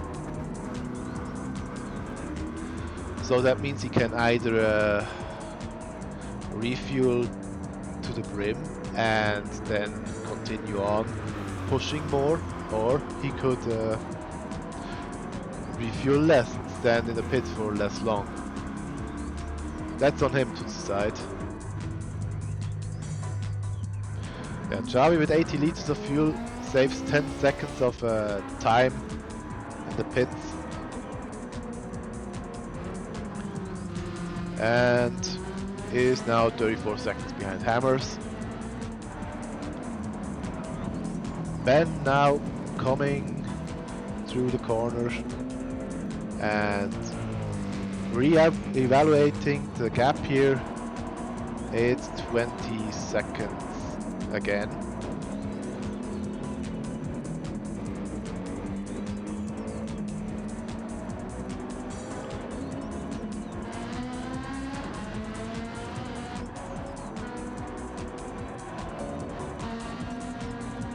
Yeah, in the 60th lap, Xavi had a little bit of a problem. He lost 7 or 8 seconds, and that's why the gap didn't really increase to Ben.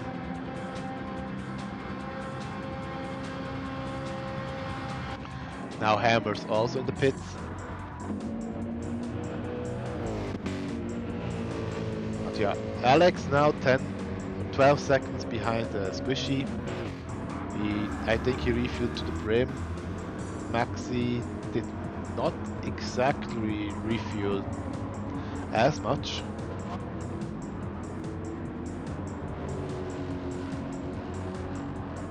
And Wolf is 2 minutes 25 behind. Hasn't pitted yet though, so he can continue.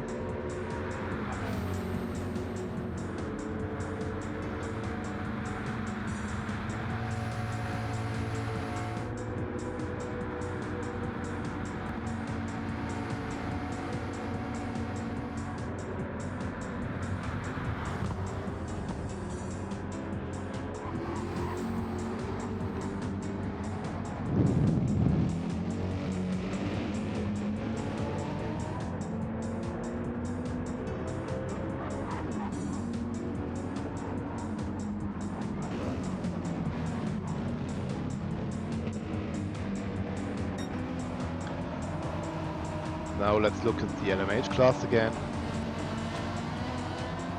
Svander's back in first, still 19 seconds in front of Tick.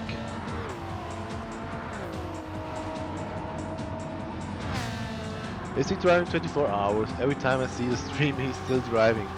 I guess it's his third stint now of Svander's back. I think he did the third and fourth. I'm not sure about that, but or maybe it was the second and third, and now the sixth one. Yeah, maybe the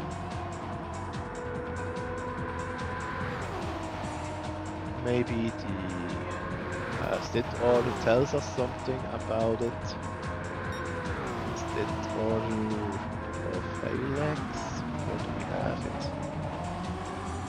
Ah, yeah. Third stint, fourth stint, sixth stint. He's driving 3 stints. The previous one was driven by SVV KC, and the last stint will be driven by N-Tool.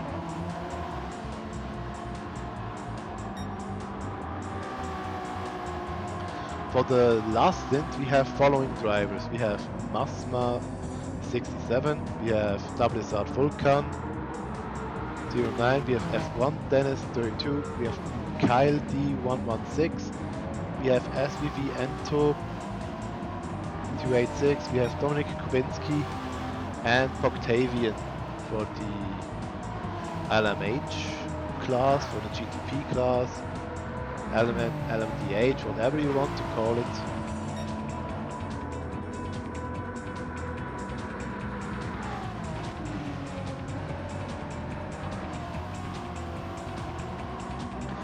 And for the GT class we have myself, Confuser 3, we have GTP Nuschel, we have WSR Gammel Toast 1, very fast driver, he did win the stint he was driving before. It's the wrong front. We have to use Lexant here. We have DTR Brent 38. We have EA Gamer 1 again. Then we have Electric Camera and RTU Neofaster. This will be the order for. This will be the drivers for the last stint. Or at least the planned drivers for the last stint. There was a yellow flag. Was there? Maybe Iron Speed. He has damage now, and yeah, let's stay with him. Maybe he has damage. Yeah, he has damage, but maybe he has a bad lap time. Then we can make sure that it was him. Because Tick didn't lose any time. Yeah, it must have been Iron Speed. That. Due to Casey's Wi-Fi issues, he had to do a double stint 3 and 4. Alright, okay.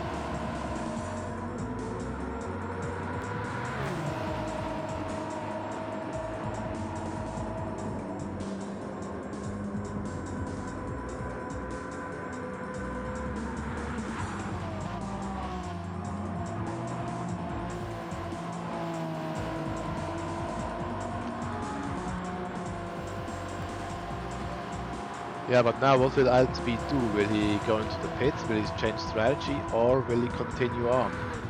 I mean, if the top speed isn't that much of an issue, if the lap times aren't that much of an issue, he could continue. Which he does. Yeah, 20 seconds lost this lap alone. Wow. Meanwhile, Svander's back with a 1:30.1. That's the fastest lap time. I don't know when he did that. Must have been pretty early in the stint. I have overlooked it. But wow, that's a good lap time. If we look at the GT class, we have Xavi in front, 19 seconds in front of Ben.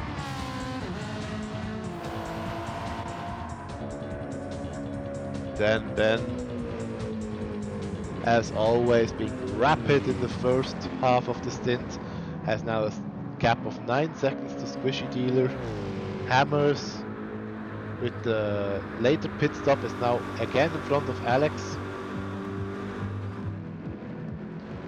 30.0 in stint 4, wow. He really has good pace on this track. When I was practicing, I did a 130.3 once. But yeah, it's not the same pace that I could go. I probably have much more difficulties. But on the other hand, I don't drive the LMH that much, so a 130.3, considering that other drivers have trained much more for this, was respectable for me.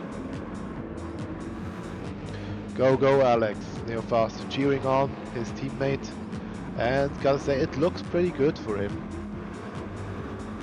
With a gap of 1.5 minutes to WSR. Even though they are behind now 10 seconds, they are only losing 10 seconds, so instead of 130 it might be 120. Or if we look at the real gaps, yeah, 180 in this case. It's still 1 minute in front.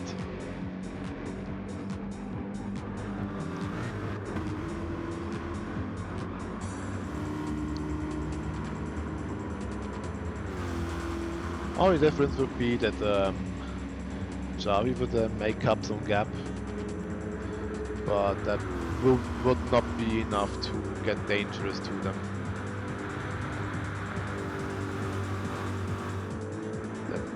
There need to be coming a great last stint or mistakes from these two guys, and I hope that does not happen. At least the mistakes. I'm still hoping for a good stint though.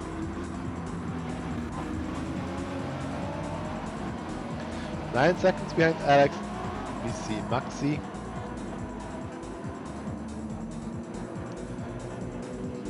Doing good lap times, very solid, 146.1, 0.1, 0.1, 0.2. Like clockwork, like a Swiss clock. Very good.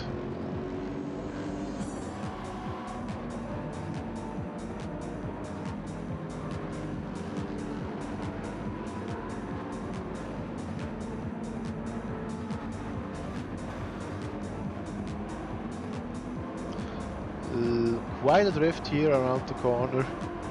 Did lose a bit of time.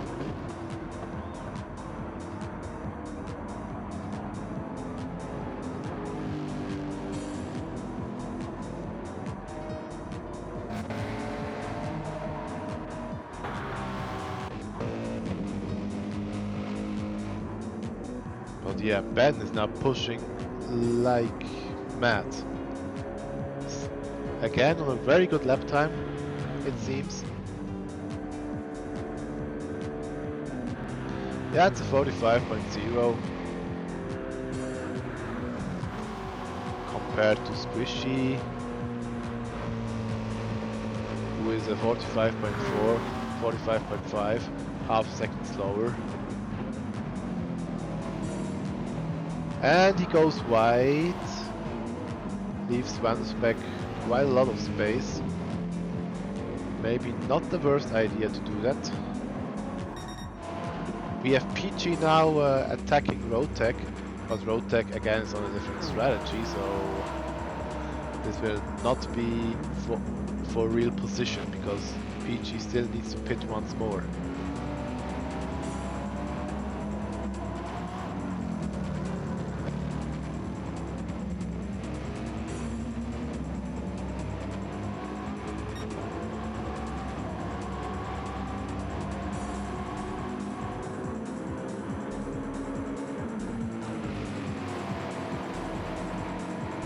Go PG, go!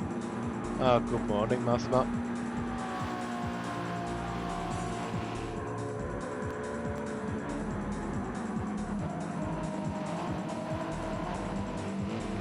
I'm just happy to take a bath after this race is done.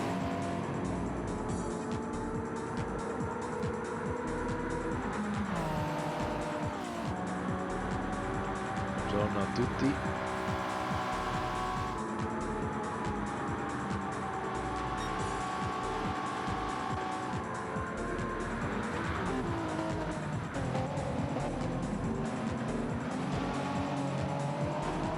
Yeah, as it stands, RC is fighting alone for P5.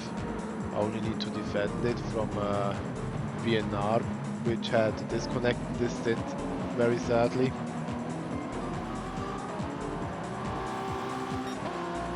So it's looking really good for P5. Even the qualification for the RC team was a big success because, yeah, the grid is so stacked and the drivers are so close together.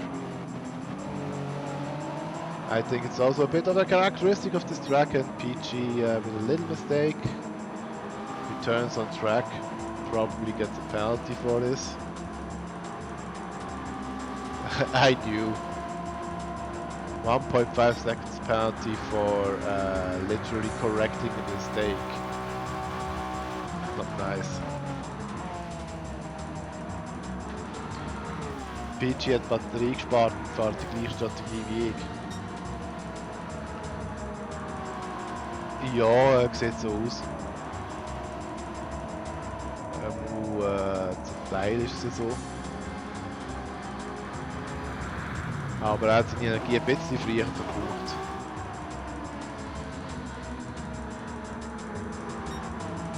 For those who don't know, this is Swiss German. Might be a bit difficult to understand if you are from anywhere of the world except maybe Austria and Germany and Liechtenstein.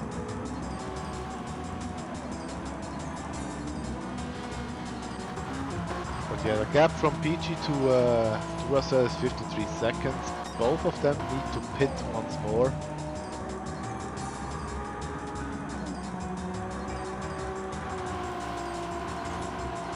And Iron Speed now getting into the pit to repair his damage and to drive one last stint, hopefully without damage.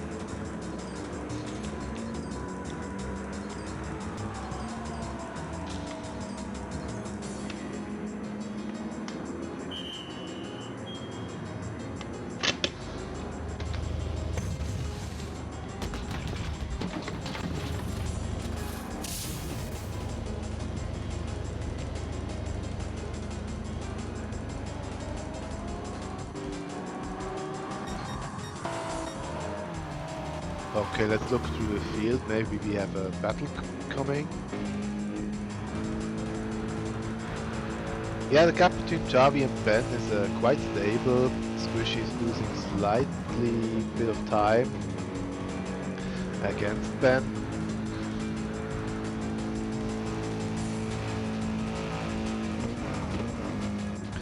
And Hammers is losing a bit of time to Alex. So Alexander may attack again.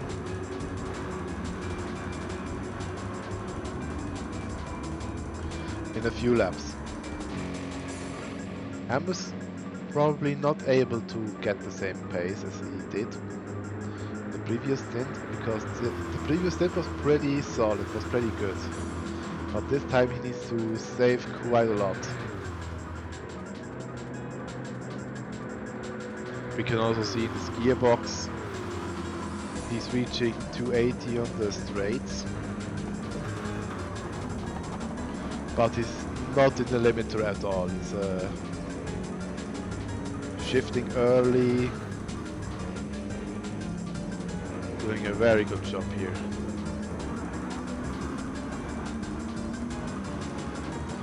Whereas Alex, yeah, he also shifts quite early. You have to do that with the Corvette, to be honest.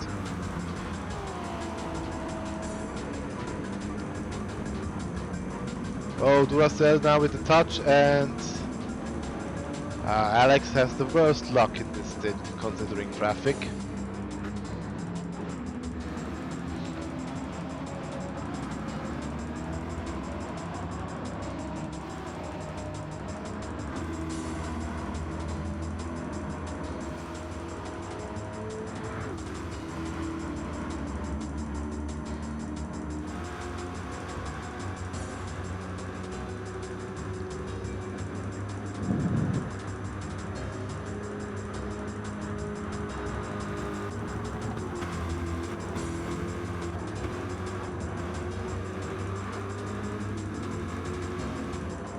Yeah, now he has to make up the gap once more. Instead of a 45.2, he will be probably around a second slower, I guess.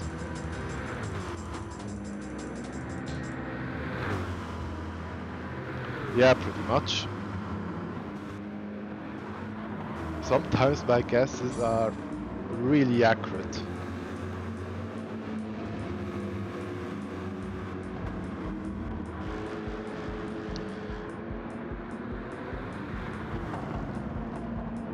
Maxi 13 seconds behind Alex. Oh, needed to correct the car a bit here. That was a bit violent.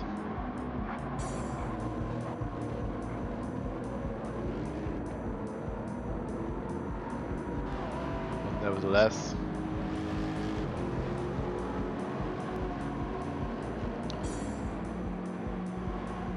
Did a good job, and then we have Wolf, who has pitted finally in lap 67 or 66, better said.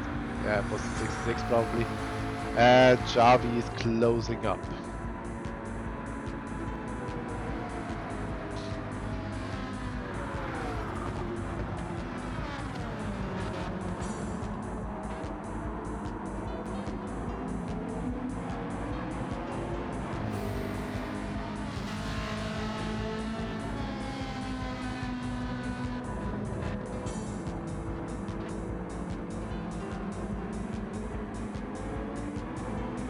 Xavi closing in very fast, especially to the slow corners.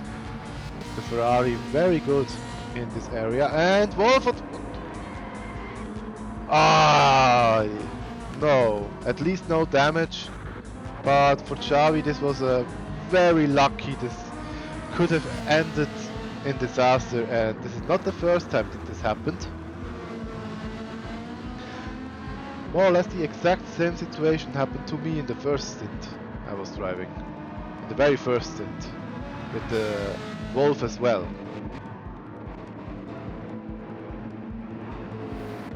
And now we have Ben coming up next.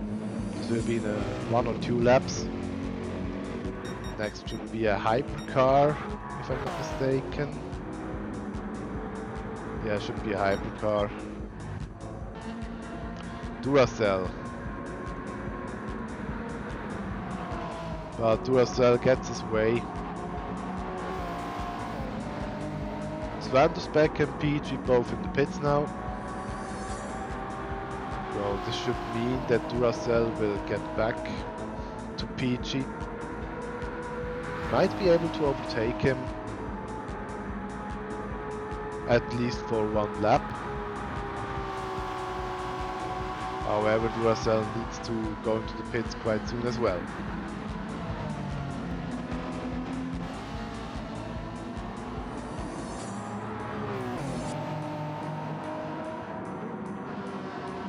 Yeah, Peach is still refueling. This means that Duracell has now come through. Svandersbeck overtaking Xavi. Well done.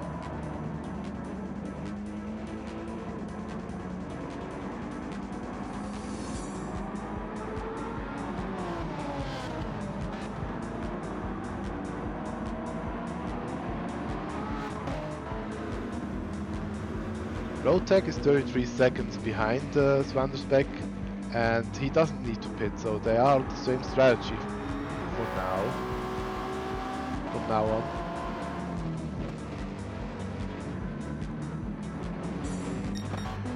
Tick still needs to pit, but this will also happen in 1 or 2 laps. Probably this one.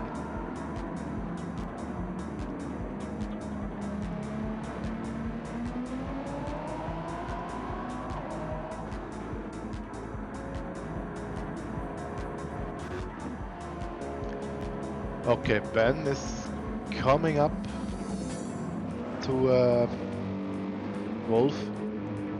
Hopefully he also gets an uneventful overtake here or an uneventful lapping,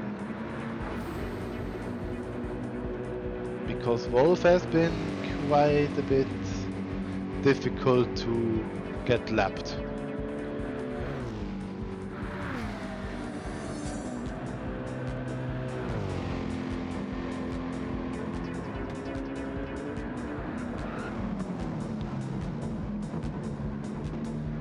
Ben going wide this corner, lost a bit of time.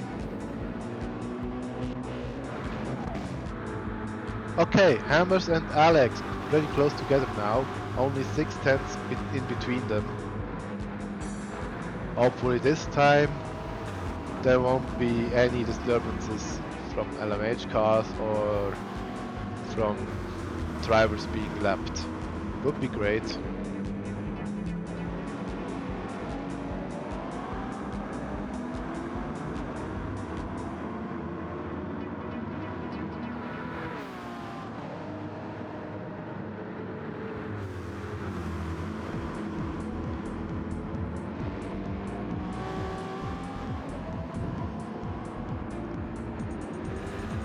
Yeah, it seems in the corners Hammers is a bit faster, but then on the straights Alex really gets a lot of time back, which makes sense of course because of little downforce they have in the car. Ben now approaching Wolf, should be able to lap him without problem in theory. Now we have Road Tech also coming up.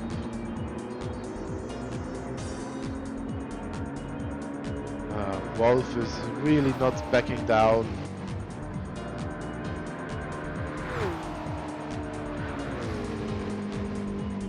What is he doing, really?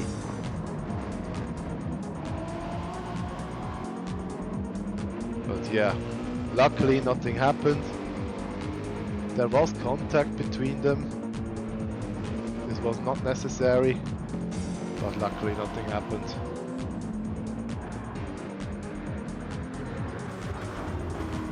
Meanwhile, Tick has gone into the pits as well, but I think it is more interesting to look at Hammers and Alex.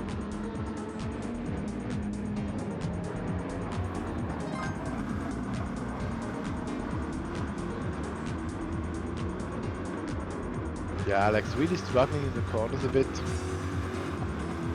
I think through the less downforce he's driving, the corners here are a bit difficult, especially if you are following your car.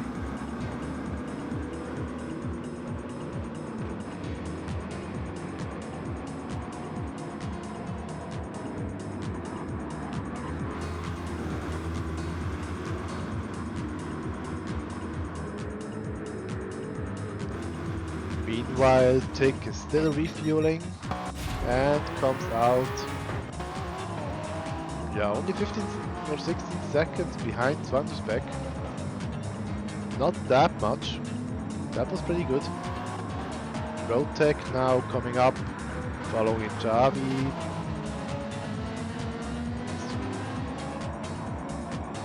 Taking quite soon, but Javi is allowed to use the ideal line, and Road Tech has to adapt to it. 21 seconds behind Tick, and it will probably get bigger, the gap, because of Tick having fresher tires. PG has gone into the pits in lap 85 and is 1 minute 13 seconds behind Road Tech.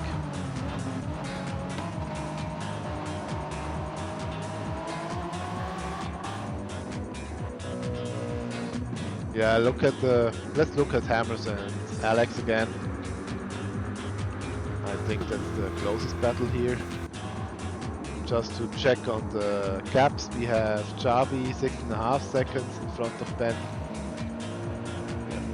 Ben just driving really quick at the beginning of the stint. He will drop a bit at the end of it, and Javi will improve his tires are much better. For Squishy, probably the same thing as with Javi. And hammers against Alex. Yeah, still a thing. Maxi 16 seconds behind, and Wolf, yeah, lapped more or less twice by the other GTs.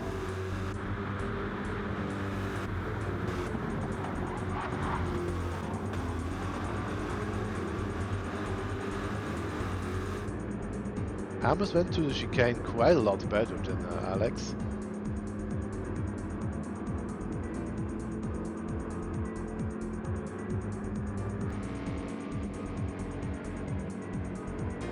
And Alex has a penalty, not really helpful. We'll lose a bit of time here.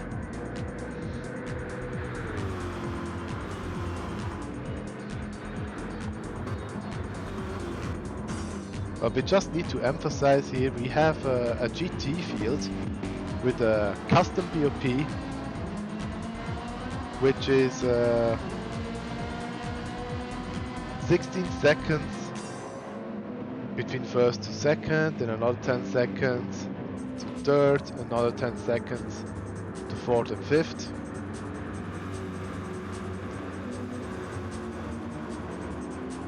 Really a pretty close field, and considering that the BOP we did is custom made and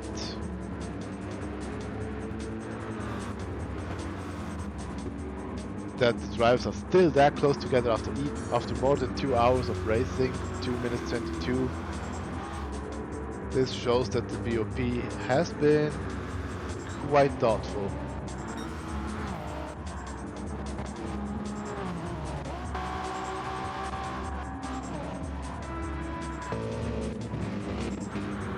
Yeah, we need to wait a bit because the gaps here are quite extended now. Squishy with a 1 second penalty. Maybe when trying to lap... no, I think Wolf is too far in front that Squishy could have tried it. He will lose about 2 seconds now due to this 1 second penalty. And will close up in 1 lap or so.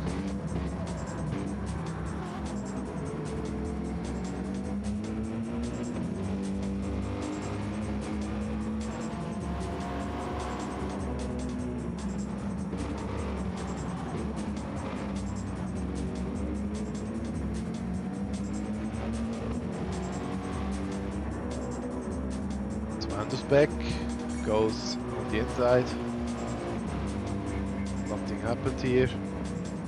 Now against Wolf. Needs to be very careful because Wolf is not really dependable in this area. But he has let him through. But now Squishy needs to get past Wolf, and in the past we have seen that Wolf doesn't really let people pass from the same, doesn't really let drivers pass in the same class. Even if he gets blue flags.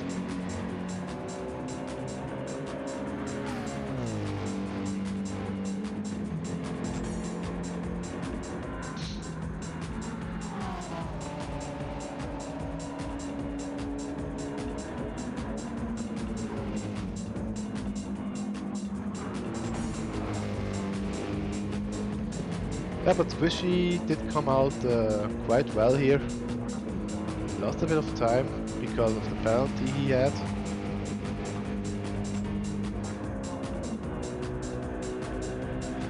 But he was able to overtake Wolf quite fast. Wolf is showing on the inside, outside. Please brake earlier.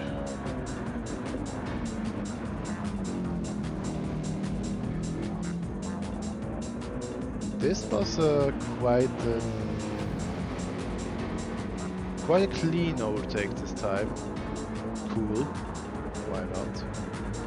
Oh, RTO Alex now in the completely wrong position because PG is arriving. This has helped Hammers a bit. He has had much less trouble with the lapping. than Alex. They are both gaining on Squishy.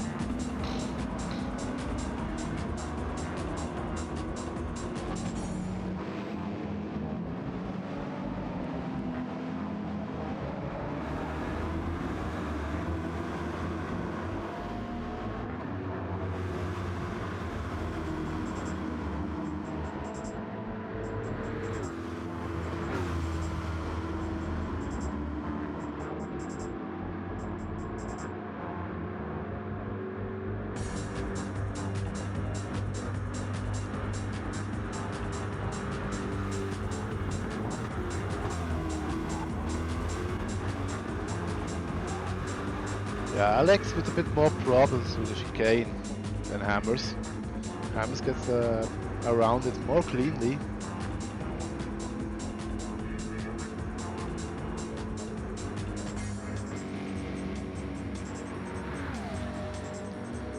But again, the top speed advantage of this particular Corvette is immense.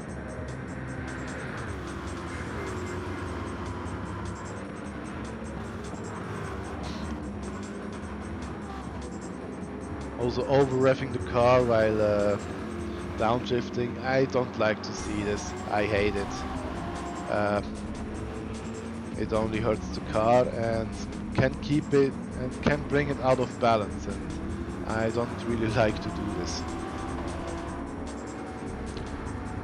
I'm rather shifting down quite late.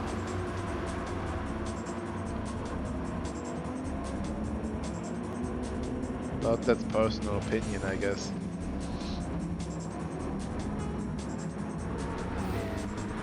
Everybody has different driving style, and it's really not my driving style to shift down so violently with the engine revs going up.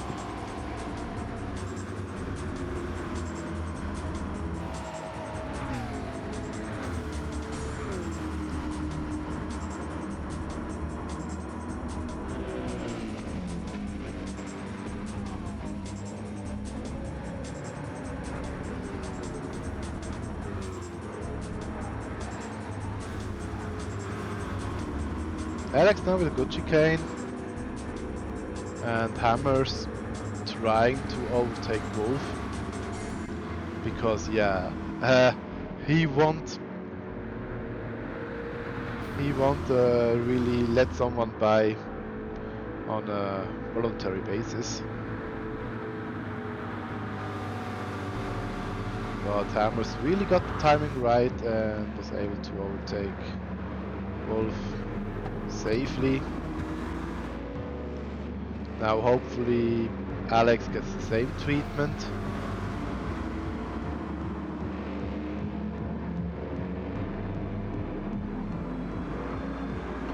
Or maybe he gets the Ferrari treatment with the car violently turning on track. No, come on, mate. You can't do this, Wolf.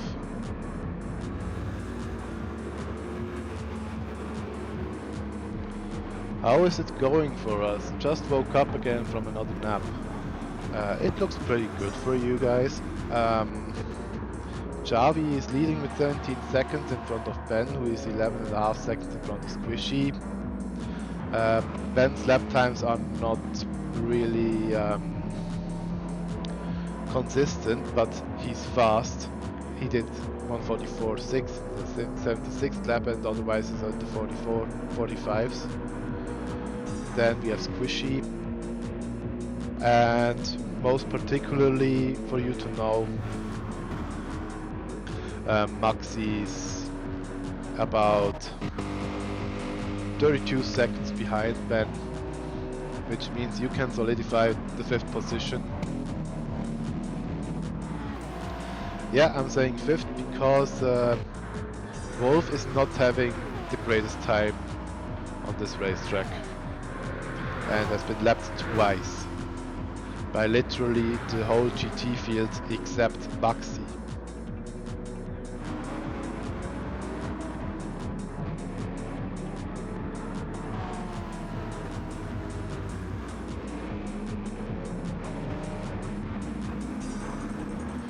But yeah, also, let's also look a bit at the LMH class, because otherwise this would not be fair. Swanderspec still leading 15 seconds in front of Tick. Then we have Roadtech, 21 seconds behind Tick and 37 seconds behind Swanderspec. PG is in a good P4. 1 minute 20 behind Roadtech. Not having the same pace as him, and if it continues like that, he will also get lapped by Roadtech. And the Duracell is in P5, 34 seconds behind PG, and that was a very interesting way of overtaking of lapping somebody.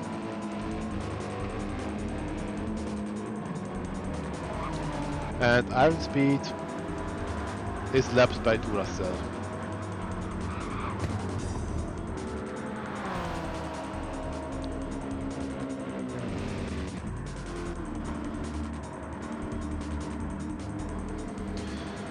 If it's okay for you, I will mute myself and get something to eat before I do it. I'll be back soon.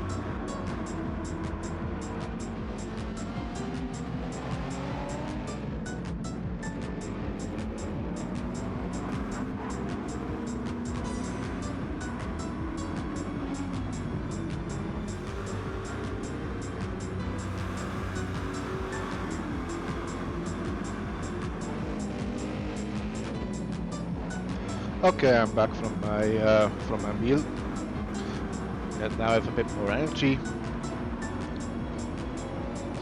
And we have seen that nothing happened in the battle between Hammers and RTO Alexander. But yeah, it doesn't really need something to happen, because Hammers is doing just fine pace-wise, and is actually gaining on Squishy.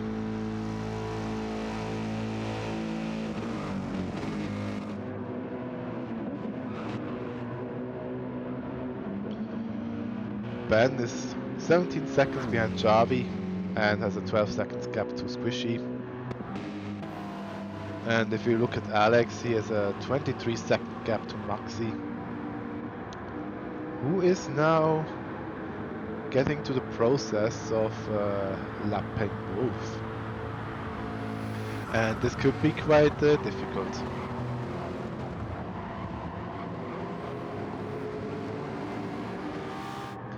But yeah, it seems this time no problem.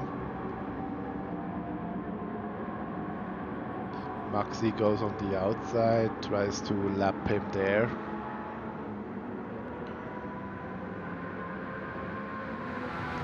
I think I've had 7 hours of sleep or so. Says Nushul. Yeah, for me it's about 4.5. But it's okay. At least I had more or less 3 sleeping phases, and I woke up naturally. So yeah, could be worse. I'm feeling pretty fit. Honestly, Stint 5 is best Stint. Oh, okay, Wolf has a front damage. I wonder where he got that.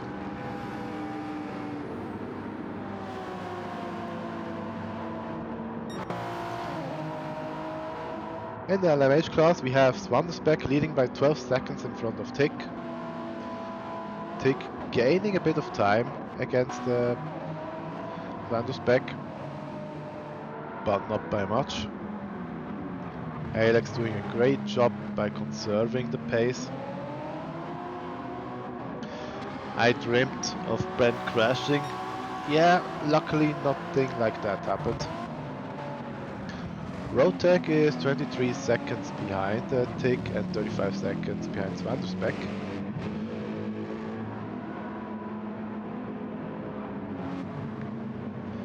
And if it goes on like this, he might even go to lap PG. And PG himself is 37 seconds in front of Duracell, and Duracell is a lap in front of Iron Speed.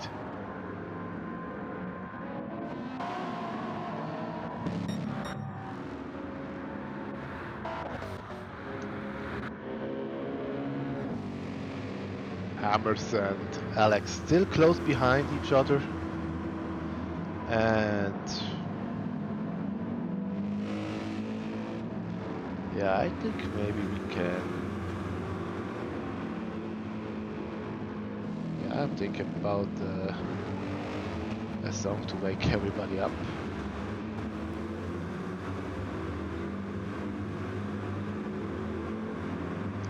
Must be from a game though.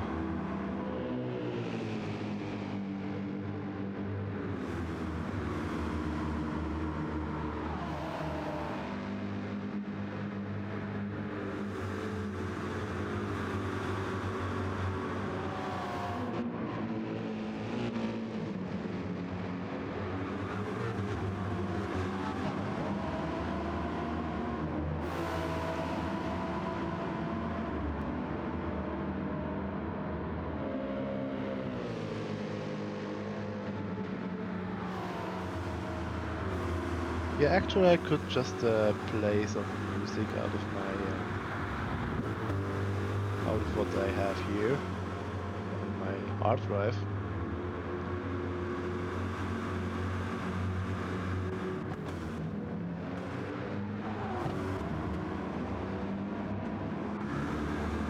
Just need to see what I could use, or what kind of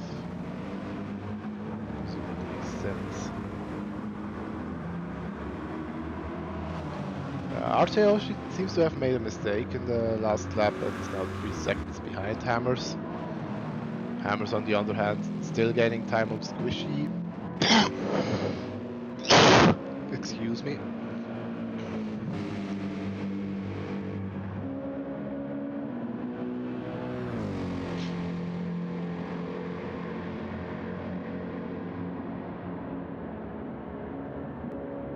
Yeah, let's look at games and then find something that could fit.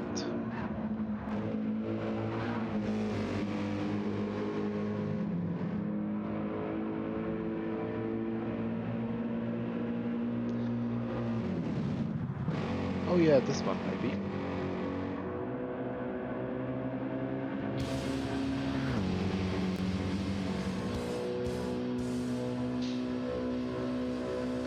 Oh, 1 second penalty was the reason RTO lost time. Oh, okay. Yeah, I haven't been watching too closely because I was searching for a song to wake everybody up.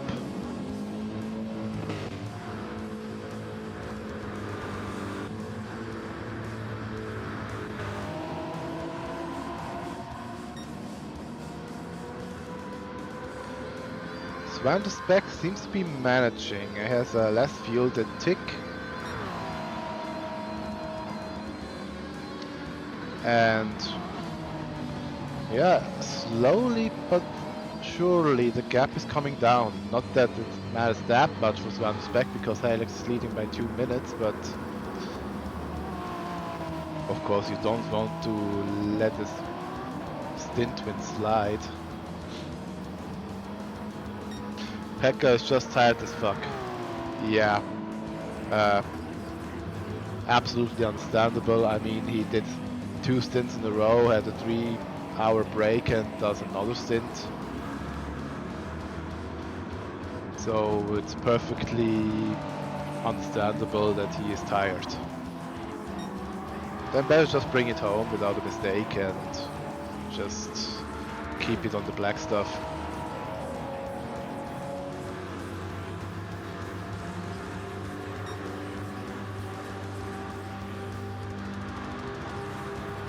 Believe me or not, this is actually music from a game, yes. This is from V8 Superstars.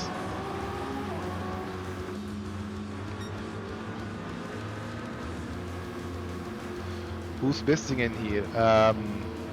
If I'm not mistaken, Obscure Cheese or at least a BNR driver is missing because he had a disconnect in lap 3.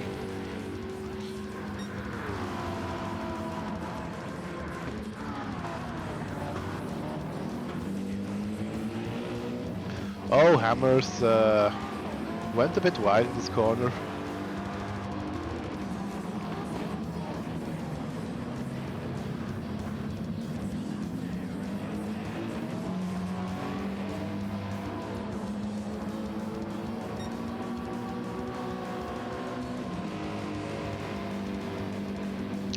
Yeah, that's actually the music I love.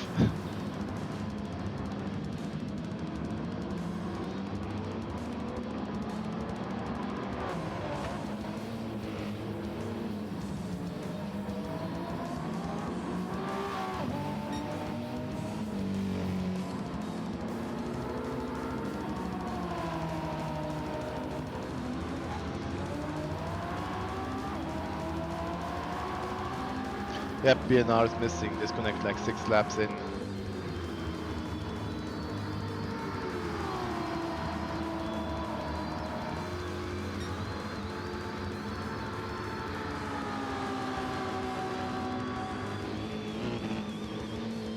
Tick only using 6 gears, at least on this part of the straight. Interesting.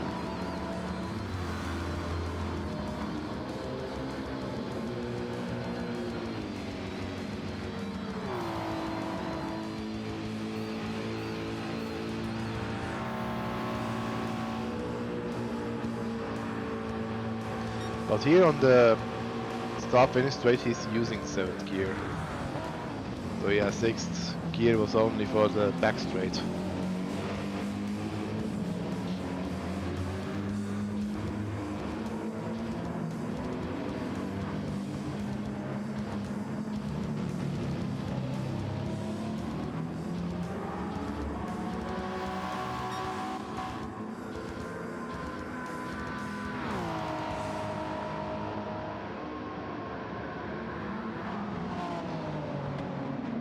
So, is everybody awake now? And that's why we are trying to figure out if we even do Stint 7, as it's looking right now we might retire the car. Oh, okay, I have the music on repeat. I should switch this so that it doesn't repeat all the time.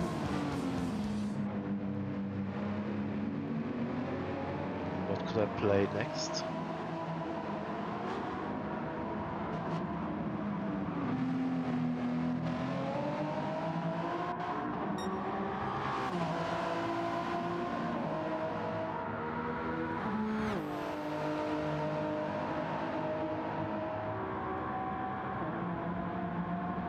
I have some F197 soundtrack, if you would like that. But I think the two tracks I would like most, I don't have them. Or I have some. Oh, I have some GT7 music.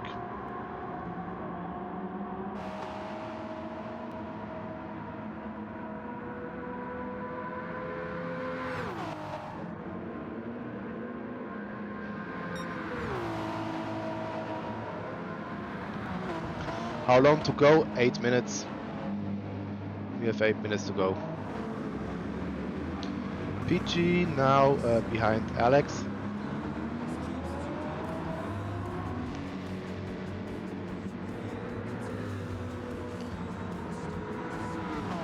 And 40 seconds in front of Duracell.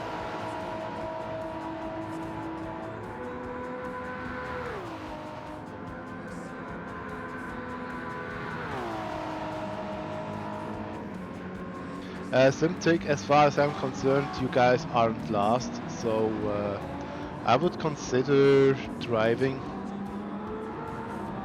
I would consider doing the last stint because, again, you're not last at all. I think you will still be like, yeah, of course P6, but Spire GT also had some bad luck with disconnect, so.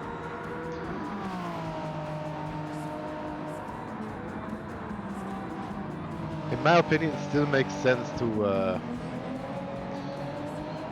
stay in here.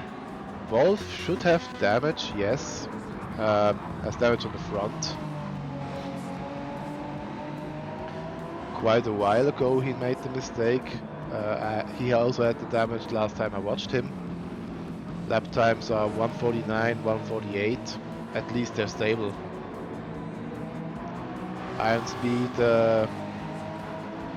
Also had to be very careful not to touch Wolf. Oh, Mr. Krabs is online. I can't really sound like Mr. Krabs. Hello, I like money. Maybe I should do the last few minutes sounding like Mr. Krabs. Would you like that?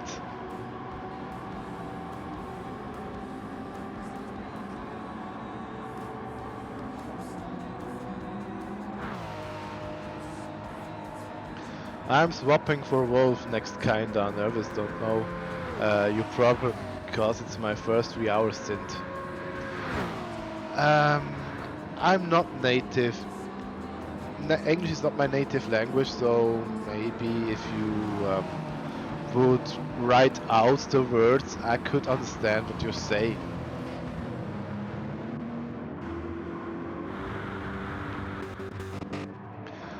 Anyway, GT class, Jarvi 20 seconds in front of Ben and another 10 seconds in front of Squishy. Then we have Hammers 3.5 seconds behind him. Then Alex following. VSR Maxi following. And let's see, is there another good song we could use?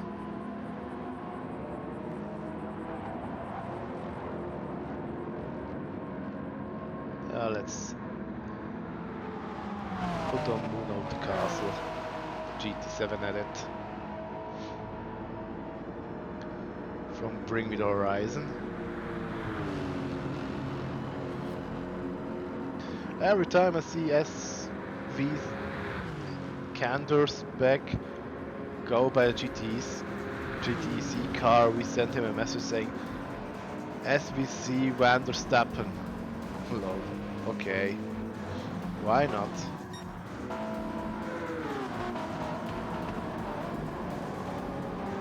Yeah, I guess for Van der Spek it will be 3 more laps, unless he decides to go slower. Because I think at the moment... Ah, no. No, I'm mistaken by my calculation. He will do this lap and then 2 more. He will go until 116. He will make 116 laps. He won't be able to do more. He's pleased with it, I hope. Yeah, if you mean Max Verstappen, he probably is quite pleased.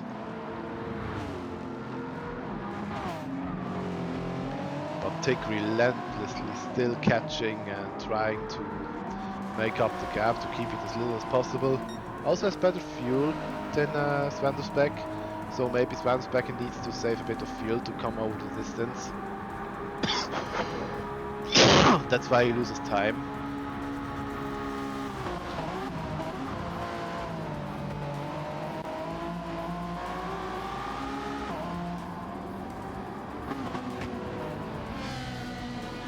Rotek, 42 seconds behind Van der Spek.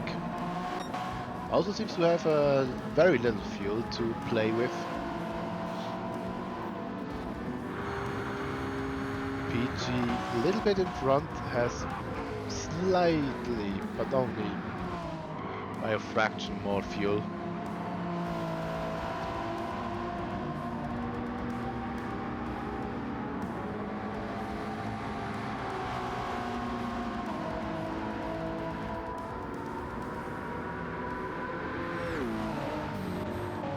Duracell another 40 seconds behind and 2 minutes 48 behind Van der Spek, and then we have iron speed more or less 3 times lapped, if not maybe twice, but then Van der Spek will be coming right behind him, which is the case.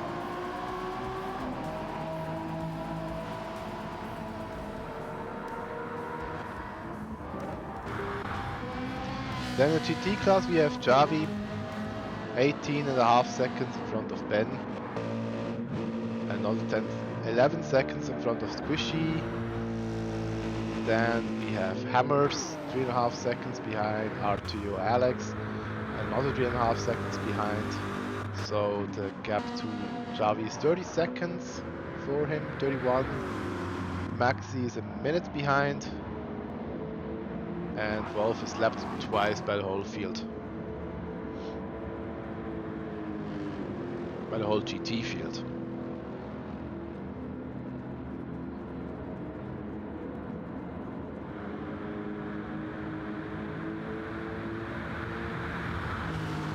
Okay, we have 1 minute to go, and then the 3-hour stint is finished. Let's see, can Javi do another lap? Yes, I think he can. A little margin left, but not much. But he can do a 102nd lap. A privilege that I think Ben does not have. Ben will do 101 laps.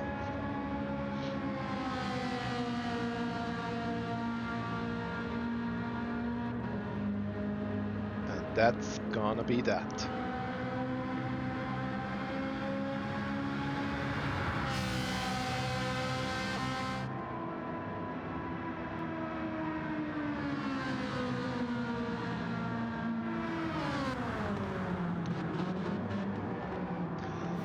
And we have the first people go over the line. It's Duracell.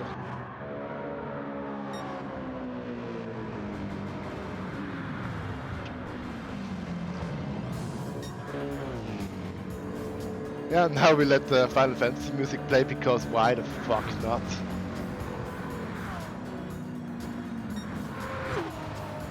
We have Alexander finishing in P11 and Tick in P2. Swam Spec 6 seconds in front, so they didn't really lose that much time.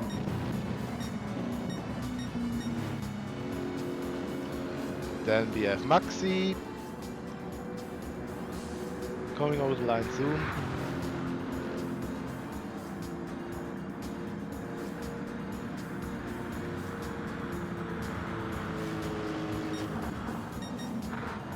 Next one is Peachy. Then it will be Rotec.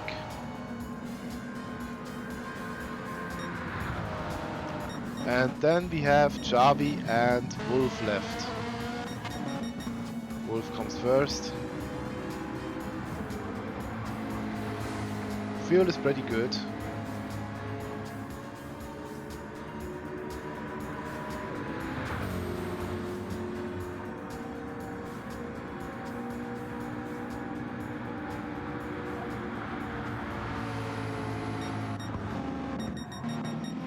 And Javi with a gap of 22 minutes 47 seconds comes over the line as the last person, as the last driver, with a lap in front of everybody. Let's save the replay and screenshot the result.